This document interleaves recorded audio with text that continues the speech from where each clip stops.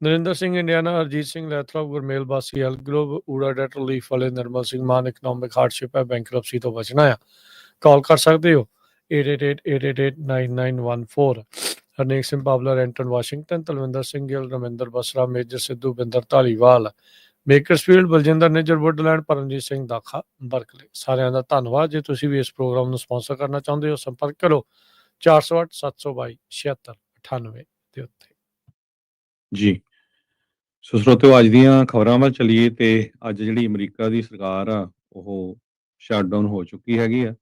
7.5 lakh federal workers ਨੂੰ furlough ਕਰ ਦਿੱਤਾ ਗਿਆ ਆ। ਬਹੁਤ ਸਾਰਿਆਂ ਨੂੰ ਕੰਮ ਕਰਨਾ ਪੈਣਾ, ਉਹਨਾਂ ਨੂੰ ਪੈਸੇ ਨਹੀਂ ਪੈਣੇ, ਬਹੁਤ ਸਾਰੇ ਮਿਲਣੇ ਹੈਗੇ, ਤਨਖਾਹ ਨਹੀਂ ਮਿਲਣੀ, ਤੇ ਬਹੁਤ ਸਾਰੇ ਜਿਹੜੇ ਵਰਕਰਸ ਆ ਉਹ ਘਰ ਬੈਠ ਗਏ ਹੈਗੇ ਆ। ਜਿਹੜੇ ਐਮਰਜੈਂਸੀ ਦੇ ਵਿੱਚ ਆਉਂਦੇ ਵਰਕਰਸ, TSA EMPLOYEES, ਹੋਰ ਹੋਮਲੈਂਡ ਸਿਕਿਉਰਿਟੀ ਵਾਲੇ, ਮਿਲਟਰੀ ਵਾਲੇ, ਉਹ ਸਾਰੇ ਜਿਹੜੇ ਆ ਕੰਮ ਉਹਨਾਂ ਨੂੰ ਕਰਨਾ ਪਊਗਾ, ਪਰ ਤਨਖਾਹ ਜਿਹੜੀ ਆ ਉਹ ਨਹੀਂ ਮਿਲੂਗੀ। ਸੋ ਦ ਫੈਡਰਲ ਗਵਰਨਮੈਂਟ ਨੇ ਸ਼ਟਡਾਊਨ ਅੱਜ ਸਵੇਰੇ ਤੜਕੇ ਤੋਂ ਸ਼ੁਰੂ ਕਰ ਦਿੱਤੀ ਆ। ਡੈਮੋਕ੍ਰੇਟਸ ਤੇ ਰਿਪਬਲਿਕਨਸ ਕਿਸੇ ਵੀ ਐਗਰੀਮੈਂਟ ਦੇ ਵਿੱਚ ਜਿਹੜੇ ਆ ਉਹ ਰਲ ਕੇ ਕੋਈ ਗੱਲਬਾਤ ਨਹੀਂ ਕਰ ਸਕੇ। ਉਹਨਾਂ ਦੀਆਂ ਜਿਹੜੀਆਂ ਗੱਲਾਂ ਆ ਉਹ ਫੇਲ ਹੋ ਗਈਆਂ ਹੈਗੀਆਂ ਆ। ਤੇ 7.5 ਲੱਖ ਗਵਰਨਮੈਂਟ ਵਰਕਰਸ ਉਹਨਾਂ ਨੂੰ ਫਰਲੋ ਕੀਤਾ ਜਾ ਸਕਦਾ ਹੈਗਾ ਆ, ਅਕੋਰਡਿੰਗ ਟੂ ਕਾਂਗਰੈਸ਼ਨਲ ਬਜਟ ਆਫਿਸ।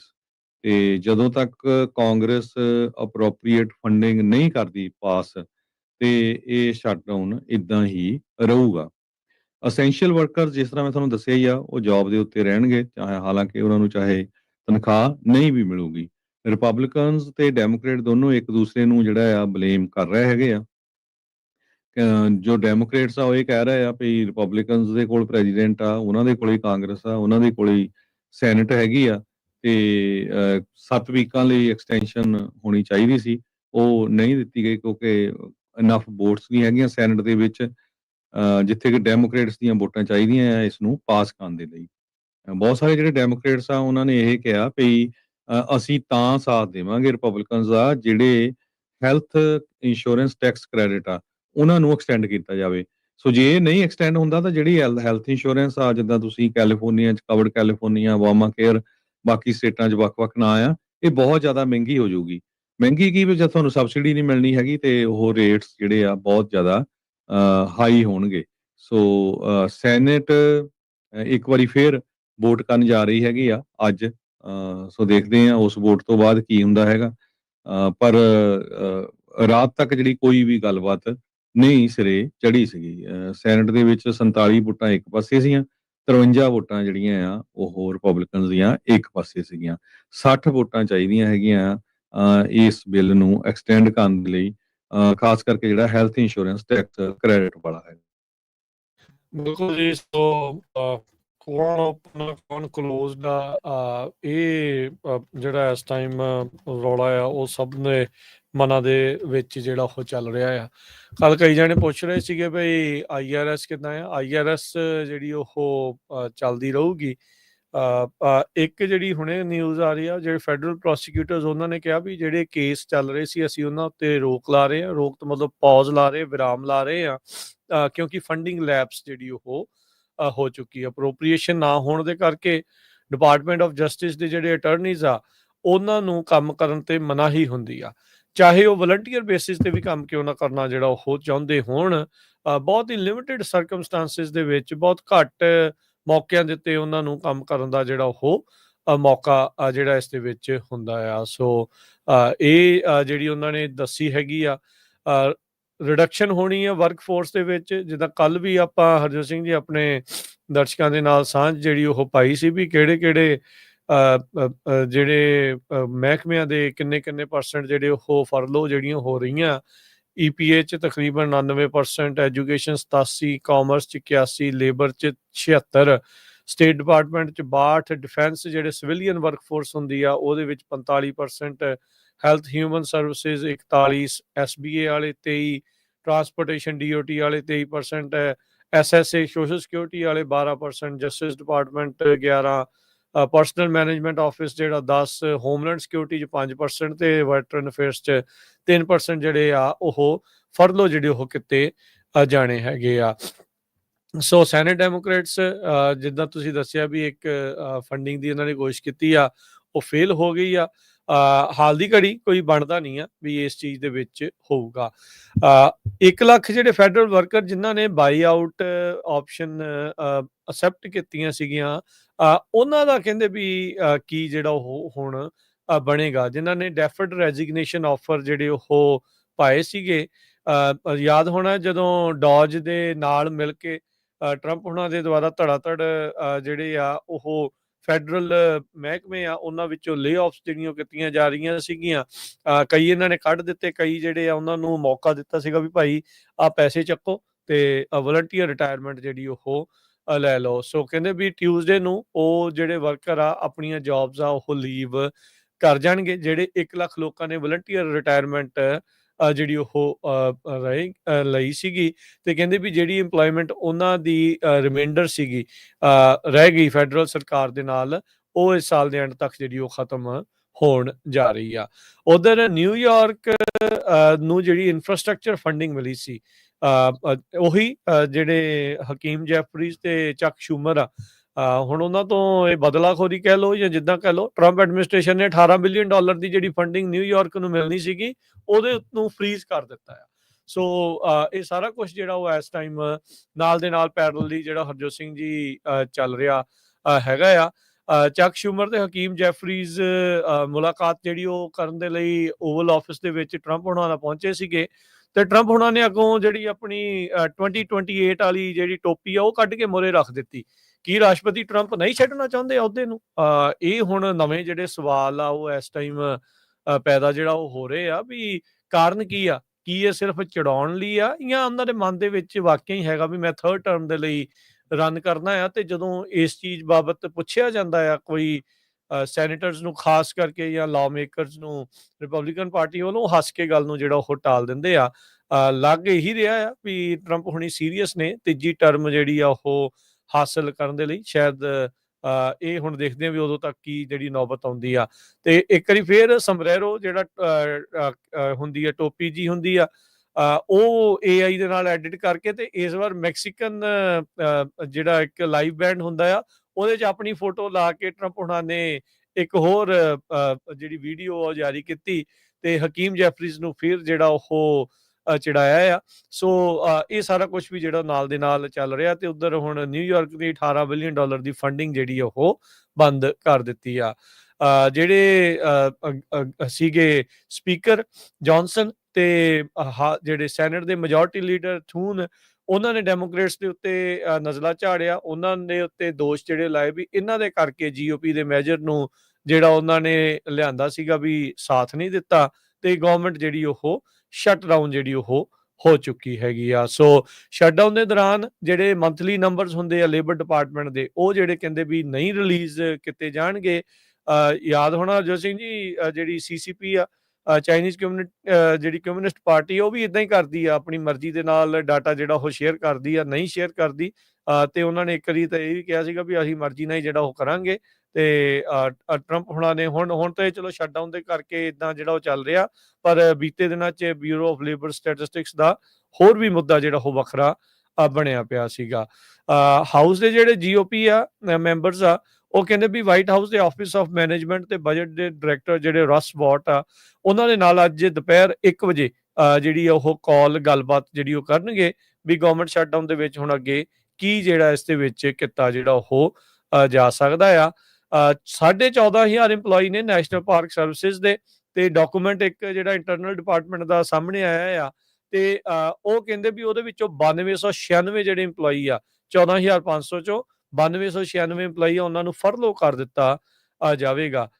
ਉਹਨਾਂ ਨੇ ਇਹ ਕਿਹਾ ਵੀ ਜਿਹੜੇ open air memorial trails, lookout, park roads ਆ, ਉਹ ਵਿਜ਼ਿਟਰਸ ਦੇ ਲਈ ਐਕਸੈਸਿਬਲ ਹੋਣਗੇ, ਪਰ ਜਿਹੜੇ ਨੈਸ਼ਨਲ ਪਾਰਕ ਸਰਵਿਸ ਦੇ ਵਿੱਚ ਸੇਵਾਵਾਂ ਕਾਫੀ ਜ਼ਿਆਦਾ ਜਿਹੜੀਆਂ ਇਸ ਦੇ ਵਿੱਚ ਘਟ ਜਾਣਗੀਆਂ। ਹੁਣ ਜੇ ਆਉਂਦੇ ਸਮਿਆਂ ਦੇ ਵਿੱਚ ਤੁਸੀਂ ਨੈਸ਼ਨਲ ਪਾਰਕਸ ਦੇ ਵਿੱਚ ਜਾਣਾ ਆ ਤੇ ਭਾਈ ਇੰਤਜ਼ਾਮ ਆਪਣਾ ਖੁਦ ਕਰਕੇ ਜਾਇਓ, ਤੁਹਾਨੂੰ ਉੱਥੇ ਕਈ ਤਰੀਕੇ ਦੀਆਂ ਹੋਰ ਮੁਸ਼ਕਲਾਂ ਦਾ ਸਾਹਮਣਾ ਕਰਨਾ ਪੈ ਸਕਦਾ। ਓਬਵੀਅਸਲੀ ਇਸ ਕਰਕੇ ਕਿਉਂਕਿ ਜਿਹੜੇ EMPLOYE ਆ, ਕਾਫੀ ਵੱਡੇ ਪੱਧਰ ਦੇ ਉੱਤੇ EMPLOYEES ਆ, ਉਹਨਾਂ ਨੂੰ ਫਰਲੋ ਉੱਥੋਂ ਕਰ ਦਿੱਤਾ ਗਿਆ ਹੈਗਾ ਆ।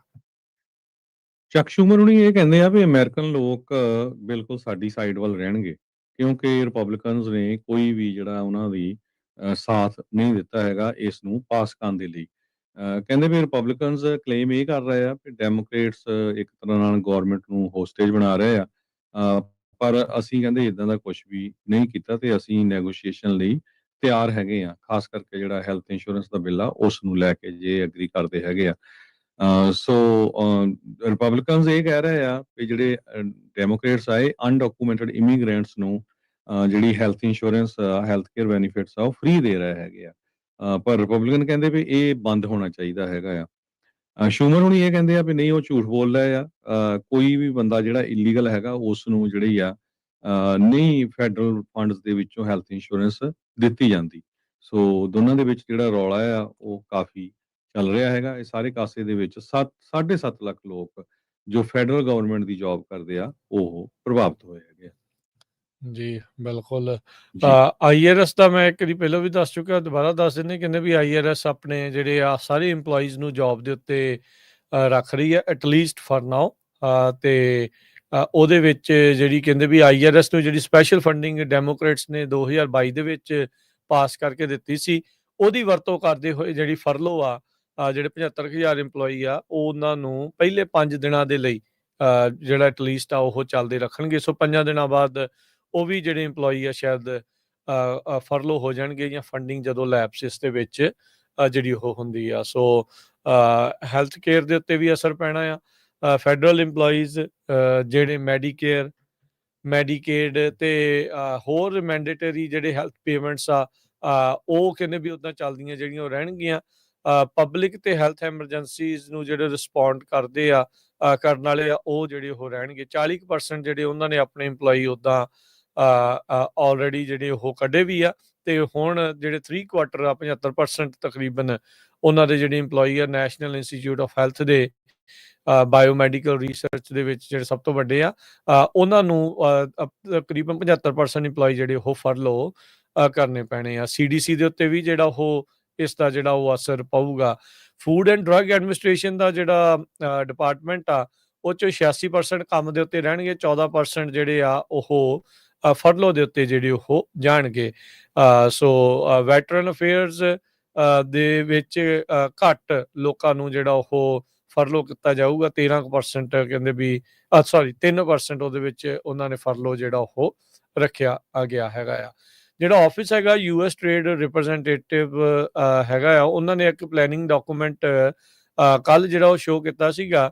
ਕਹਿੰਦੇ ਵੀ ਉਹਨਾਂ ਦੇ ਜਿਹੜੇ 237 ਫੁੱਲ ਟਾਈਮ EMPLOYEE ਆ ਉਹਨਾਂ ਚੋਂ ਕਿਸੇ ਨੂੰ ਫਰਲੋ ਕੀਤਾ ਜਾਊਗਾ, ਕਿਉਂਕਿ ਇਹ ਉਹੀ ਟੀਮ ਆ ਜਿਹੜੀ ਵੱਖ-ਵੱਖ ਮੁਲਕਾਂ ਦੇ ਨਾਲ ਟਰੰਪ ਹੁਣਾਂ ਦੀ ਜਿਹੜੀ ਪ੍ਰਸ਼ਾਸਨ ਦੇ ਵੱਲੋਂ ਗੱਲਬਾਤ ਜਿਹੜੀ ਆ ਉਹ ਕਰ ਰਹੀ ਆ ਵੀ ਭਾਈ ਟ੍ਰੇਡ ਨੂੰ ਲੈ ਕੇ ਕੀ ਡੀਲਸ ਜਿਹੜੀਆਂ ਉਹ ਅੱਗੇ ਬਣਨਗੀਆਂ। US ਕਸਟਮ ਬਾਰਡਰ ਪ੍ਰੋਟੈਕਸ਼ਨ ਉਹ ਜਿਹੜੀ ਚੱਲਦੀ ਰਹੂਗੀ। ਆਈਸ ਵਾਲੇ ਜਿਹੜੇ ਆ ਉਹ ਚੱਲਦੇ ਜਿਹੜੇ ਉਹ ਰਹਿਣਗੇ। ਹੋਮਲੈਂਡ ਸਿਕਿਉਰਿਟੀ ਦੇ ਕਾਫੀ ਵੱਡੇ ਪੱਧਰ ਦੇ ਉੱਤੇ ਜਿੱਥੇ ਸਿਕਿਉਰਿਟੀ ਦੀ ਗੱਲ ਆਉਂਦੀ ਆ ਉਹ EMPLOYEES ਮੈਜੋਰਟੀ ਦੇ ਵਿੱਚ ਕੰਮ ਜਿਹੜੇ ਉਹ ਕਰਦੇ ਜਿਹੜੇ ਉਹ ਰਹਿਣਗੇ। ਸੋ ਦੇਖੋ ਵੀ ਇਹ ਹੁਣ ਕਿੰਨੇ ਦਿਨਾਂ ਤੱਕ ਹਰਜੋਤ ਸਿੰਘ ਜੀ ਇਹ ਸ਼ਟਡਾਊਨ ਰਹਿੰਦਾ ਆ, ਪਰ ਇਹ ਆ ਵੀ ਇੱਕ ਵਾਰੀ ਤਾਂ ਜਿਹੜਾ ਤੜਥੱਲੀ ਆ ਉਹ ਇਸ ਦੇ ਵਿੱਚ ਪੂਰੀ ਤਰ੍ਹਾਂ ਮੱਚ ਜਾਂਦੀ ਹੈਗੀ ਆ। ਵਾਲ ਸਟਰੀਟ ਜਿਹੜੀ ਆ ਉਹ ਉਸੇ ਤਰੀਕੇ ਦੇ ਨਾਲ ਆਪਣਾ ਜਿਹੜਾ ਕੰਮ ਆ ਉਹ ਕਰਦੀ ਰਹੂਗੀ। ਨੈਸਡੈਕ ਜਾਂ ਸਟਾਕ ਐਕਸਚੇਂਜਸ ਦੇ ਉੱਤੇ ਇਸ ਦਾ ਅਸਰ ਨਹੀਂ ਪਵੇਗਾ। ਸੁਪਰੀਮ ਕੋਰਟ ਨੇ ਇਹ ਕਿਹਾ ਆ ਵੀ ਜਿਹੜੇ ਫੈਡਰਲ ਗਵਰਨਰ ਲੀਜ਼ਾ ਕੁੱਕ ਆ ਉਹ ਆਪਣੀ ਜੌਬ ਨੂੰ ਇਸੇ ਤਰ੍ਹਾਂ ਰੱਖ ਸਕਦੇ ਆ ਜਦੋਂ ਤੱਕ ਓਰਲ ਐਗਰੀਮੈਂਟ ਜਿਹੜਾ ਓਰਲ ਆਰਗੂਮੈਂਟ ਆ ਉਹ ਜਨਵਰੀ ਮਹੀਨੇ ਤੱਕ ਨਹੀਂ ਹੁੰਦੀ ਹੈਗੀ। ਇਹ ਜਿਹੜੀ ਸੁਪਰੀਮ ਕੋਰਟ ਵੱਲੋਂ ਮੂਵ ਕੀਤੀ ਗਈ ਆ ਇੱਕ ਤਰ੍ਹਾਂ ਨਾਲ ਟਰੰਪ ਐਡਮਿਨਿਸਟ੍ਰੇਸ਼ਨ ਨੂੰ ਬਹੁਤ ਵੱਡਾ ਝਟਕਾ ਹੈਗਾ ਆ, ਜਿਨ੍ਹਾਂ ਨੇ ਬਾਰ-ਬਾਰ ਇਹ ਕਿਹਾ ਆ ਵੀ ਜਿਹੜੀਆਂ ਫੈਡਰਲ ਕੋਰਟਸ ਆ ਉਹਨਾਂ ਨੂੰ ਅਲਾਓ ਕਰਨਾ ਚਾਹੀਦਾ ਵੀ ਜਿਹਨੂੰ ਵੀ ਮਰਜ਼ੀ ਅਸੀਂ ਫਾਇਰ ਕਰੀਏ ਤੇ ਜਿਹਨੂੰ ਵੀ ਮਰਜ਼ੀ ਅਸੀਂ ਜਿਹੜਾ ਆ ਹਾਇਰ ਕਰੀਏ। ਪ੍ਰੈਕਟੀਕਲ ਮੈਟਰ ਦੇ ਵਿੱਚ ਜਿਹੜੀ ਬੁੱਧਵਾਰ ਨੂੰ ਰੂਲਿੰਗ ਹੋਈ ਆ, ਫੈਡ ਨੇ ਇਹ ਕਿਹਾ ਆ ਵੀ ਇੱਦਾਂ ਜਿਹੜਾ ਬਿਜ਼ਨਸ ਨੂੰ ਕੈਰੀ ਔਨ ਰੱਖੋ ਥਰੂ ਆਊਟ ਦਾ ਈਅਰ। ਹਜੇ 2 ਇੰਟਰਸਟ ਰੇਟ ਕੱਟ ਵੀ ਜਿਹੜੇ ਆਉਣ ਵਾਲੇ ਸਮੇਂ ਦੇ ਵਿੱਚ ਹੋਣੇ ਆ। ਸੁਪਰੀਮ ਕੋਰਟ ਨੇ ਇਹ ਕਿਹਾ ਆ ਵੀ ਜਿਹੜੀ ਗਵਰਨਰ ਲੀਜ਼ਾ ਕੁੱਕ ਆ ਜਦੋਂ ਤੱਕ ਓਰਲ ਆਰਗੂਮੈਂਟ ਨਹੀਂ ਹੁੰਦਾ ਜਨਵਰੀ ਮਹੀਨੇ 'ਚ, ਤਦੋਂ ਤੱਕ ਆਪਣੀ ਪੋਜੀਸ਼ਨ ਤੇ ਟਿਕੇ ਰਹਿਣਗੇ। ਤੇ ਟਰੰਪ ਉਹਨਾਂ ਨੇ ਬਾਰ-ਬਾਰ ਕਲੇਮ ਕੀਤਾ ਹੈਗਾ ਵੀ ਜਿਹੜੀ ਕਮਿਟ ਸੌਰੀ ਜਿਹੜੀ ਕੁੱਕ ਆ ਇਸ ਨੇ ਕਈ ਮੌਰਗੇਜ ਫਰਾਡ ਕੀਤੇ ਹੈਗੇ ਆ, ਆਪਣੇ ਘਰ ਦੀ ਲੋਨ ਲੈਣ ਦੇ ਲਈ ਜਿਹੜੇ ਝੂਠੇ ਪੇਪਰ ਬਣਾਏ ਆ, ਤੇ ਇਸ ਕਰਕੇ ਫਾਇਰ ਕੀਤਾ ਗਿਆ ਆ। ਕੁੱਕ ਜੋ ਆ ਉਹ ਇਹ ਕਹਿ ਰਹੀ ਵੀ ਨਹੀਂ ਮੈਂ ਕੋਈ ਰੋਂਗ ਨਹੀਂ ਕੀਤਾ ਹੈਗਾ ਕਿਸੇ ਤਰ੍ਹਾਂ ਦਾ ਵੀ, ਤੇ 2 ਘਰਾਂ ਦੀ ਉਹਨੂੰ ਆਲਰੇਡੀ ਕਹਿੰਦੀ ਮੌਰਗੇਜ ਅਪਲਾਈ ਕੀਤੀ ਸੀ ਮਿਸ਼ੀਗਨ ਤੇ ਜਾਰਜੀਆ ਦੇ ਵਿੱਚ। ਸੋ ਰੂਲਿੰਗ ਦੇ ਵਿੱਚ ਇਹ ਕਿਹਾ ਗਿਆ ਆ ਵੀ ਕਿਸੇ ਤਰ੍ਹਾਂ ਦੀ ਐਕਸਪਲੇਸ਼ਨ ਨਹੀਂ ਦਿੱਤੀ ਗਈ ਹੈਗੀ। ਸੋ ਇਹਦੇ ਅਗੇਂਸਟ ਜਿਹੜਾ ਆ ਇੱਕ ਤਰ੍ਹਾਂ ਦੇ ਨਾਲ ਇੰਜੰਕਸ਼ਨ ਲਾਇਆ ਗਿਆ ਆ ਕੋਰਟ ਵੱਲੋਂ। ਸੋ ਫੈਡਰਲ ਰਿਜ਼ਰਵ ਬੋਰਡ ਦੇ ਜਿਹੜੇ ਕੁੱਕ ਆ ਉਹ ਹੁਣ ਜਨਵਰੀ ਮਹੀਨੇ ਤੱਕ ਏਦਾਂ ਹੀ ਟਿਕੇ ਰਹਿਣਗੇ। ਜੀ, ਹਰਜੋਤ ਸਿੰਘ ਜੀ, ਜਿਹੜਾ ਇਹਨਾਂ ਦੇ ਉੱਤੇ ਦੋਸ਼ ਹੈ ਨਾ ਵੀ ਜਿਹੜੇ 2 ਪ੍ਰਾਇਮਰੀ ਰੈਜ਼ੀਡੈਂਸੀ ਵਾਲਾ ਜਿਹੜਾ ਉਸ ਦੇ ਵਿੱਚ ਆ, ਟਰੰਪ ਉਹਨਾਂ ਦੀ ਕੈਬਨਿਟ 'ਚ 3 ਅਜਿਹੇ ਮੰਤਰੀ ਆ ਜਿਨ੍ਹਾਂ ਨੇ ਸੇਮ ਇਹੀ ਚੀਜ਼ ਜਿਹੜੇ ਦੋਸ਼ ਲੀਜ਼ਾ ਕੁੱਕ ਦੇ ਉੱਤੇ ਲਾਏ ਆ ਉਹ ਉਹਨਾਂ ਦੇ ਉੱਤੇ ਜਿਹੜੇ ਉਹ ਲੱਗਦੇ ਆ। ਸੋ ਇਹ ਜਿਹੜੀ ਚੀਜ਼ ਹੈ ਇਸ ਟਾਈਮ ਸਾਹਮਣੇ ਜਿਹੜੀ ਉਹ ਹੈਗੀ ਆ, ਪਰ ਇਹ ਆ ਕਿਉਂਕਿ ਉਹਨਾਂ ਨੂੰ ਨਿਸ਼ਾਨਾ ਬਣਾਉਣਾ ਆ ਤੇ ਜਰੋਮ ਪਾਵਲ ਨੂੰ ਪਹਿਲੋਂ ਲਾਉਣਾ ਆ, ਉਹਦੇ ਲਈ ਜਿਹੜੀ ਇਹ ਗਵਰਨਰ ਫੈਡ ਦੀ ਜਿਹੜੀ ਗਵਰਨਰ ਆ ਲੀਜ਼ਾ ਕੁੱਕ ਆ ਉਸ ਨੂੰ ਨਿਸ਼ਾਨਾ ਜਿਹੜਾ ਇਸ ਦੇ ਵਿੱਚ ਬਣਾਇਆ ਜਿਹੜਾ ਉਹ ਜਾ ਰਿਹਾ ਹੈਗਾ ਆ। ਸੋ ਟਰੰਪ ਹੁਣਾਂ ਦੇ ਕਹਿੰਦੇ ਵੀ ਕੈਬਨਿਟ ਦੇ 3 ਮੰਤਰੀ ਲੇਬਰ ਸਕੱਤਰ ਲੌਰੀ ਚਾਵੇਜ਼ ਡੀ ਰੈਮਰ ਤੇ ਉਹ ਲੀ ਜ਼ੈਲਡਨ ਇਨਵਾਇਰਨਮੈਂਟਲ ਪ੍ਰੋਟੈਕਸ਼ਨ ਏਜੰਸੀ ਦੇ ਜਿਹੜੇ ਐਡਮਿਨਿਸਟ੍ਰੇਟਰ ਆ, ਉਹਨਾਂ ਦਾ ਜਿਹੜਾ ਉਹ ਨਾਮ, ਤੇ ਟਰਾਂਸਪੋਰਟੇਸ਼ਨ ਸਕੱਤਰ ਸ਼ੌਨ ਡਫੀ, ਉਹਨਾਂ ਨੇ ਜਿਹੜੇ ਆ ਇਸ 2 ਜਿਹੜੇ ਪ੍ਰਾਇਮਰੀ ਰੈਜ਼ੀਡੈਂਸ ਆ ਇਸੇ ਤਰੀਕੇ ਦੇ ਨਾਲ ਰੱਖੇ ਆ ਜਿੱਦਾਂ ਲੀਜ਼ਾ ਕੁੱਕ ਦੇ ਉੱਤੇ ਉਹਨਾਂ ਨੇ ਦੋਸ਼ ਲਾਏ ਆ। ਪਰ ਜਿਹੜਾ ਨਿਸ਼ਾਨਾ ਆ ਓਬਵੀਅਸਲੀ ਆਪਾਂ ਨੂੰ ਪਤਾ ਆ ਵੀ ਉਹਨਾਂ ਨੇ ਉਹਨਾਂ ਨੂੰ ਹੀ ਲਾਉਣਾ ਹੈ ਜਿਹੜੇ ਲੱਗਦੇ ਵੀ ਉਹਨਾਂ ਦੇ ਵਿਚਾਰਕ ਵਿਰੋਧੀ ਇਹਨਾਂ ਦੇ ਹੈਗੇ ਨੇ। ਜੀ, ਤੇ ਆਪਾਂ ਬ੍ਰੇਕ ਲੈਂਦੇ ਆ। ਬ੍ਰੇਕ ਤੋਂ ਬਾਅਦ ਟਰੱਕਿੰਗ ਨੂੰ ਲੈ ਕੇ ਬਹੁਤ ਕੁਝ ਚੇਂਜ ਹੋ ਰਿਹਾ। ਆਪਾਂ ਤੁਹਾਡੀ ਕਾਲਸ ਵੀ ਲਵਾਂਗੇ। ਬੜੀਆਂ ਹੈਰਾਨੀਜਨਕ ਕਾਲਸ ਆ ਰਹੀਆਂ ਹੈਗੀਆਂ। ਕਹਿੰਦੇ ਭਈ ਹਜ਼ਾਰਾਂ ਨਹੀਂ 100 ਨਹੀਂ ਹਜ਼ਾਰਾਂ ਦੀ ਗਿਣਤੀ ਦੇ ਵਿੱਚ ਜਿਹੜੇ ਆ ਟਰੱਕਰਸ ਆ ਉਹ ਸੰਨ 2020 ਦੇ ਵਿੱਚ ਇਸ ਬਿਜ਼ਨਸ ਦੇ ਵਿੱਚ ਪੈ ਗਏ। ਹੁਣ ਉਹ ਬਹੁਤ ਵੱਡੇ ਡੈਪਥ ਦੇ ਵਿੱਚ ਆ, ਬਹੁਤ ਵੱਡੇ ਕਰਜ਼ੇ ਦੇ ਵਿੱਚ ਆ। ਕਿਸ ਤਰ੍ਹਾਂ ਉਹ ਬਿੱਲ ਪੇ ਕਰਨਗੇ? ਧੜਾ ਧੜ ਜਿਹੜੇ ਲਾਇਸੈਂਸ ਆ ਉਹ ਕੈਂਸਲ ਹੋ ਰਹੇ ਆ। ਸੋ ਉਹਦੇ ਸੰਬੰਧ ਦੇ ਵਿੱਚ ਤੁਸੀਂ ਕਾਲ ਵੀ ਕਰ ਸਕਦੇ ਹੋ 408 272 5200 ਦੇ ਉੱਤੇ, ਤਾਂ ਕਿ ਜਿਹੜਾ ਹੋਰ ਆਪਣਾ ਕੋਈ ਭੈਣ ਭਰਾ ਆ ਉਹਨੂੰ ਵੀ ਪਤਾ ਚੱਲ ਜਾਏ ਵੀ ਬਾਹਰ ਖਾਸ ਕਰਕੇ ਕੈਲੀਫੋਰਨੀਆ ਤੋਂ ਬਾਹਰ ਜਿਹੜੀਆਂ ਸਟੇਟਾਂ ਆ ਉੱਥੇ ਕੀ ਕੁਝ ਵਾਪਰ ਰਿਹਾ ਹੈ। ਕਾਲ ਕਰਨ ਦੇ ਲਈ ਨੰਬਰ ਰਹੇਗਾ 408 272 5200 40827200।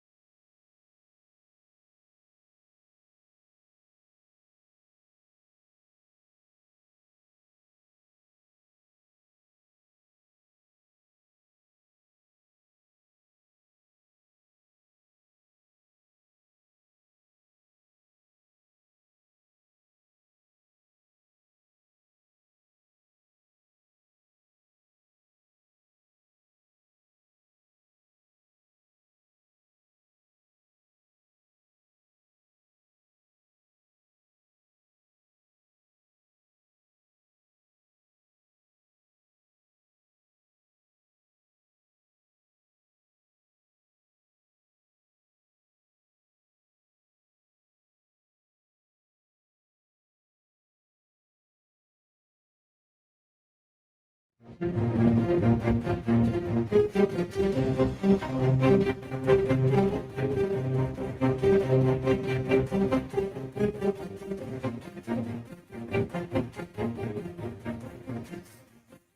ਤੋਂ ਬਾਅਦ ਇੱਕ ਵਾਰੀ ਫਿਰ ਆਪ ਸਭ ਦਾ ਸਵਾਗਤ ਹੈ। ਸੋ ਤੇ ਪ੍ਰੋਗਰਾਮ ਚੱਲ ਰਿਹਾ ਜੀ ਇਸ time update America. Harjot Singh ji ਸਵਾਗਤ ਹੈ, ਸਤਿ ਸ੍ਰੀ ਅਕਾਲ।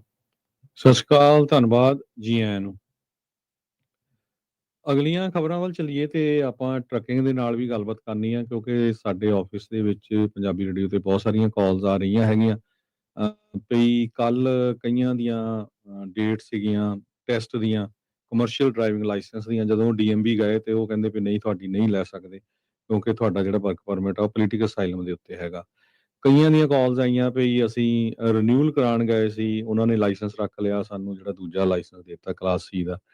ਤੇ ਕਈਆਂ ਦੀ ਇਹ ਵੀ ਹੈ ਵੀ ਮੈਡੀਕਲ ਦਾ ਕੁਐਸਚਨ ਸੀ, ਜਾਂ ਉਹਨਾਂ ਨੂੰ ਵੈਸੇ ਹੀ ਪੁੱਛਿਆ ਕਿ ਕੀ ਪ੍ਰੋਬਲਮ ਤਾਂ ਨਹੀਂ ਲਾਇਸੈਂਸ ਤੇ, ਕਹਿੰਦੇ ਲਾਇਸੈਂਸ ਰੱਖ ਲਿਆ। ਉਹਨਾਂ ਨੇ ਕਹਿੰਦੇ ਵੀ ਨਹੀਂ, ਤੁਹਾਨੂੰ ਦੂਜਾ ਲਾਇਸੈਂਸ ਜਿਹੜਾ ਆ ਉਹ ਮੇਲ ਦੇ ਵਿੱਚ ਆਊਗਾ। ਹੁਣ ਅੱਜ ਸਵੇਰੇ ਇੱਕ ਕਾਲ ਆਈ ਸੀ ਵੀ ਮਿਸ਼ੀਗਨ ਦੇ ਵਿੱਚ ਇੱਕ ਆਪਣੇ ਪੰਜਾਬੀ ਟਰੱਕਰ ਨੂੰ ਰੋਕਿਆ ਗਿਆ ਆ, ਜੋ ਕਿ ਕੈਲੀਫੋਰਨੀਆ ਤੋਂ ਗਿਆ ਹੋਇਆ ਸੀ। ਤੇ ਜਦੋਂ ਉਸ ਨੂੰ ਉੱਥੇ ਦੀ ਜਿਹੜੀ ਹਾਈਵੇ ਪੈਟਰੋਲ ਆ ਉਹਨਾਂ ਨੇ ਰੋਕਿਆ ਤੇ ਉਹਨੇ ਕਿਹਾ ਵੀ ਲਾਇਸੈਂਸ ਤੇ ਪੇਪਰ ਦਿਖਾ। ਜਦੋਂ ਲਾਇਸੈਂਸ ਦਿਖਾ ਲਿਆ, ਉਹ ਕਹਿੰਦਾ ਤੇਰੇ ਕੋਲ ਤਾਂ ਕਮਰਸ਼ੀਅਲ ਲਾਇਸੈਂਸ ਹੀ ਨਹੀਂ, ਤੇਰਾ ਤਾਂ ਰੈਗੂਲਰ ਕਾਰ ਵਾਲਾ ਲਾਇਸੈਂਸ ਆ। ਉਹ ਕਹਿੰਦਾ ਮੇਰੇ ਲਾਇਸੈਂਸ ਤੇ ਤਾਂ ਕਮਰਸ਼ੀਅਲ ਲਿਖਿਆ ਜਾਂਦਾ ਦਿਖ ਰਿਹਾ ਆ। ਉਹ ਕਹਿੰਦੇ ਨਹੀਂ, ਸਾਡੇ ਸਿਸਟਮ ਦੇ ਵਿੱਚ ਜਿਹੜਾ ਇਹ ਸ਼ੋ ਹੋ ਰਿਹਾ ਵੀ ਤੇਰੇ ਕੋਲ ਕਮਰਸ਼ੀਅਲ ਲਾਇਸੈਂਸ ਨਹੀਂ। ਟਰੱਕ ਇੱਥੇ ਖੜਾ ਕਰ ਦਿਓ, ਟਰੱਕ ਦੇ ਟਾਇਰਾਂ ਤੇ ਕਹਿੰਦੇ ਨਿਸ਼ਾਨ ਲਾਤੇ ਵੀ ਜੇ ਮੂਵ ਕੀਤਾ ਤੇ $10,000 ਜਿਹੜਾ ਤੈਨੂੰ ਫਾਈਨ ਹੋਊਗਾ। ਸੋ ਇਦਾਂ ਦੀਆਂ ਜਿਹੜੀਆਂ ਖਬਰਾਂ ਆ ਰਹੀਆਂ। ਬਾਕੀ ਤੁਸੀਂ ਦੇਖਿਆ ਹੀ ਆ ਓਕਲਾਹੋਮਾ ਦੇ ਵਿੱਚ ਜਿਹੜਾ ਇੱਕ ਵੱਡਾ ਆਪਰੇਸ਼ਨ ਹੋਇਆ ਸੀ, ਕੀ ਹੋਇਆ ਉੱਥੇ, ਕਈ ਆਪਣੇ ਪੰਜਾਬੀ ਨੌਜਵਾਨ ਫੜੇ ਗਏ ਆ। ਕਈ ਵਾਰ ਫਿਰ ਇਹ ਕਹਿ ਦਿੰਦੇ ਵੀ ਦੇਖੋ ਜੀ ਪੰਜਾਬੀ ਕਾਹਦੇ ਕਹਿੰਦੇ, ਫੜੇ ਹੋਰ ਵੀ ਬਹੁਤ ਗਏ ਆ, ਚਾਈਨੀਜ਼ ਮੂਲ ਦੇ, ਯੂਕਰੇਨੀਅਨ, ਰਸ਼ੀਅਨ, ਵੱਖ-ਵੱਖ 130 ਇਥੋਪੀਅਨ, ਫੜੇ ਕੁੱਲ ਉਹਨਾਂ ਸੋਮਾਲੀਅਨ। ਨੇ। ਜੀ ਹਾਂ।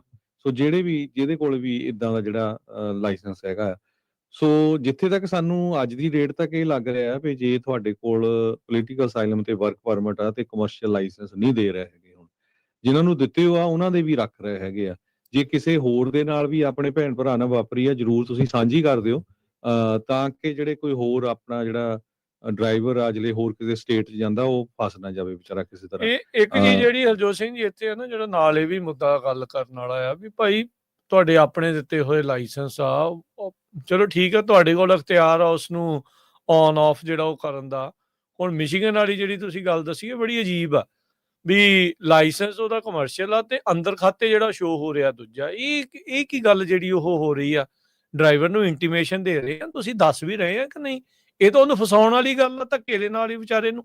ਵੀ ਇਹ ਕੀ ਗੱਲ ਜਾਂ ਤੁਸੀਂ ਚਿੱਠੀਆਂ ਪਾਤੀਆਂ ਕਿ ਨਹੀਂ? ਜੇ ਚਿੱਠੀਆਂ ਪਾਈਆਂ ਮੇਬੀ ਟਾਈਮ ਹਨਾ ਵੀ ਉਦਾਂ ਤੁਸੀਂ ਕਹਿੰਦੇ ਵੀ ਅਸੀਂ ਫੈਡਰਲ ਕਾਨੂੰਨਾਂ ਦੇ ਜਿਹੜੇ ਹਿਸਾਬ ਦੇ ਨਾਲ ਇਹਨਾਂ ਸਾਰਿਆਂ ਨੂੰ ਲਾਇਸੈਂਸ ਦਿੱਤੇ ਆ, ਤੇ ਫਿਰ ਜਾਂ ਤਾਂ ਖੜ ਜਾਓ ਉਸ ਪਾਸੇ ਵੱਲ ਨੂੰ, ਨਾ ਉਧਰ ਖੜਦੇ ਆ, ਉਧਰ ਆਪਣੀ ਫੰਡਿੰਗ ਵੀ ਬਚਾਉਣੀ ਆ ਤੇ ਡਰਾਈਵਰ ਵਿਚਾਰੇ ਉਹ ਵਿਚਾਰੇ ਕਸੂਤੇ ਜਿਹੜੇ ਇਸ ਦੇ ਵਿੱਚ ਹੁਣ ਫਸ ਗਏ ਆ। ਉਹ ਨਾ ਇੱਧਰ ਦੇ ਨਾ ਉਧਰ ਦੇ। ਜੇ ਕੋਈ ਜਾਂਦਾ ਡੀਐਮਵੀ ਉਹਨਾਂ ਦੇ ਲਾਇਸੈਂਸ ਰੱਖੀ ਜਾਂਦੇ ਆ, ਜੇ ਕੋਈ ਨਹੀਂ ਪੁੱਛਦਾ ਤੇ ਜੇ ਉਹ ਫਿਰ ਮਿਸ਼ੀਗਨ ਵਾਲੀ ਜੇ ਕਿਸੇ ਨਾਲ ਵਾਪਰ ਗਈ ਤਾਂ ਉਹ ਤੇ ਇੱਕ ਪਾਸੇ ਕੀ ਕਹਿੰਦੇ ਹੁੰਦੇ ਆ ਖੂਹ ਤੇ ਇੱਕ ਪਾਸੇ ਖਾਈ।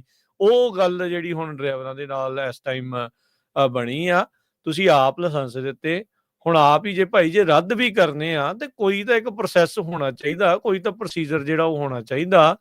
ਜਿਹੜੇ ਹੁਣ ਲਾਇਸੈਂਸਾਂ ਦੀ ਮਿਆਦ ਰੱਖੀ ਗਈ ਆ, ਉਹ ਮਿਆਦ ਹੁਣ ਹੈਗੀ ਆ ਕਿ ਨਹੀਂ ਹੈਗੀ ਆ? ਕੁਛ ਇੰਟੀਮੇਸ਼ਨ ਤਾਂ ਦਿਓ ਭਾਈ, ਕੋਈ ਦੱਸਿਆ ਤਾਂ ਜਾਵੇ ਨਾ ਡਰਾਈਵਰਾਂ ਨੂੰ, ਇਹਨਾਂ ਵਿਚਾਰਿਆਂ ਨੂੰ ਦੱਸਿਆ ਤਾਂ ਜਾਵੇ ਵੀ ਬਣਨਾ ਕੀ ਆ।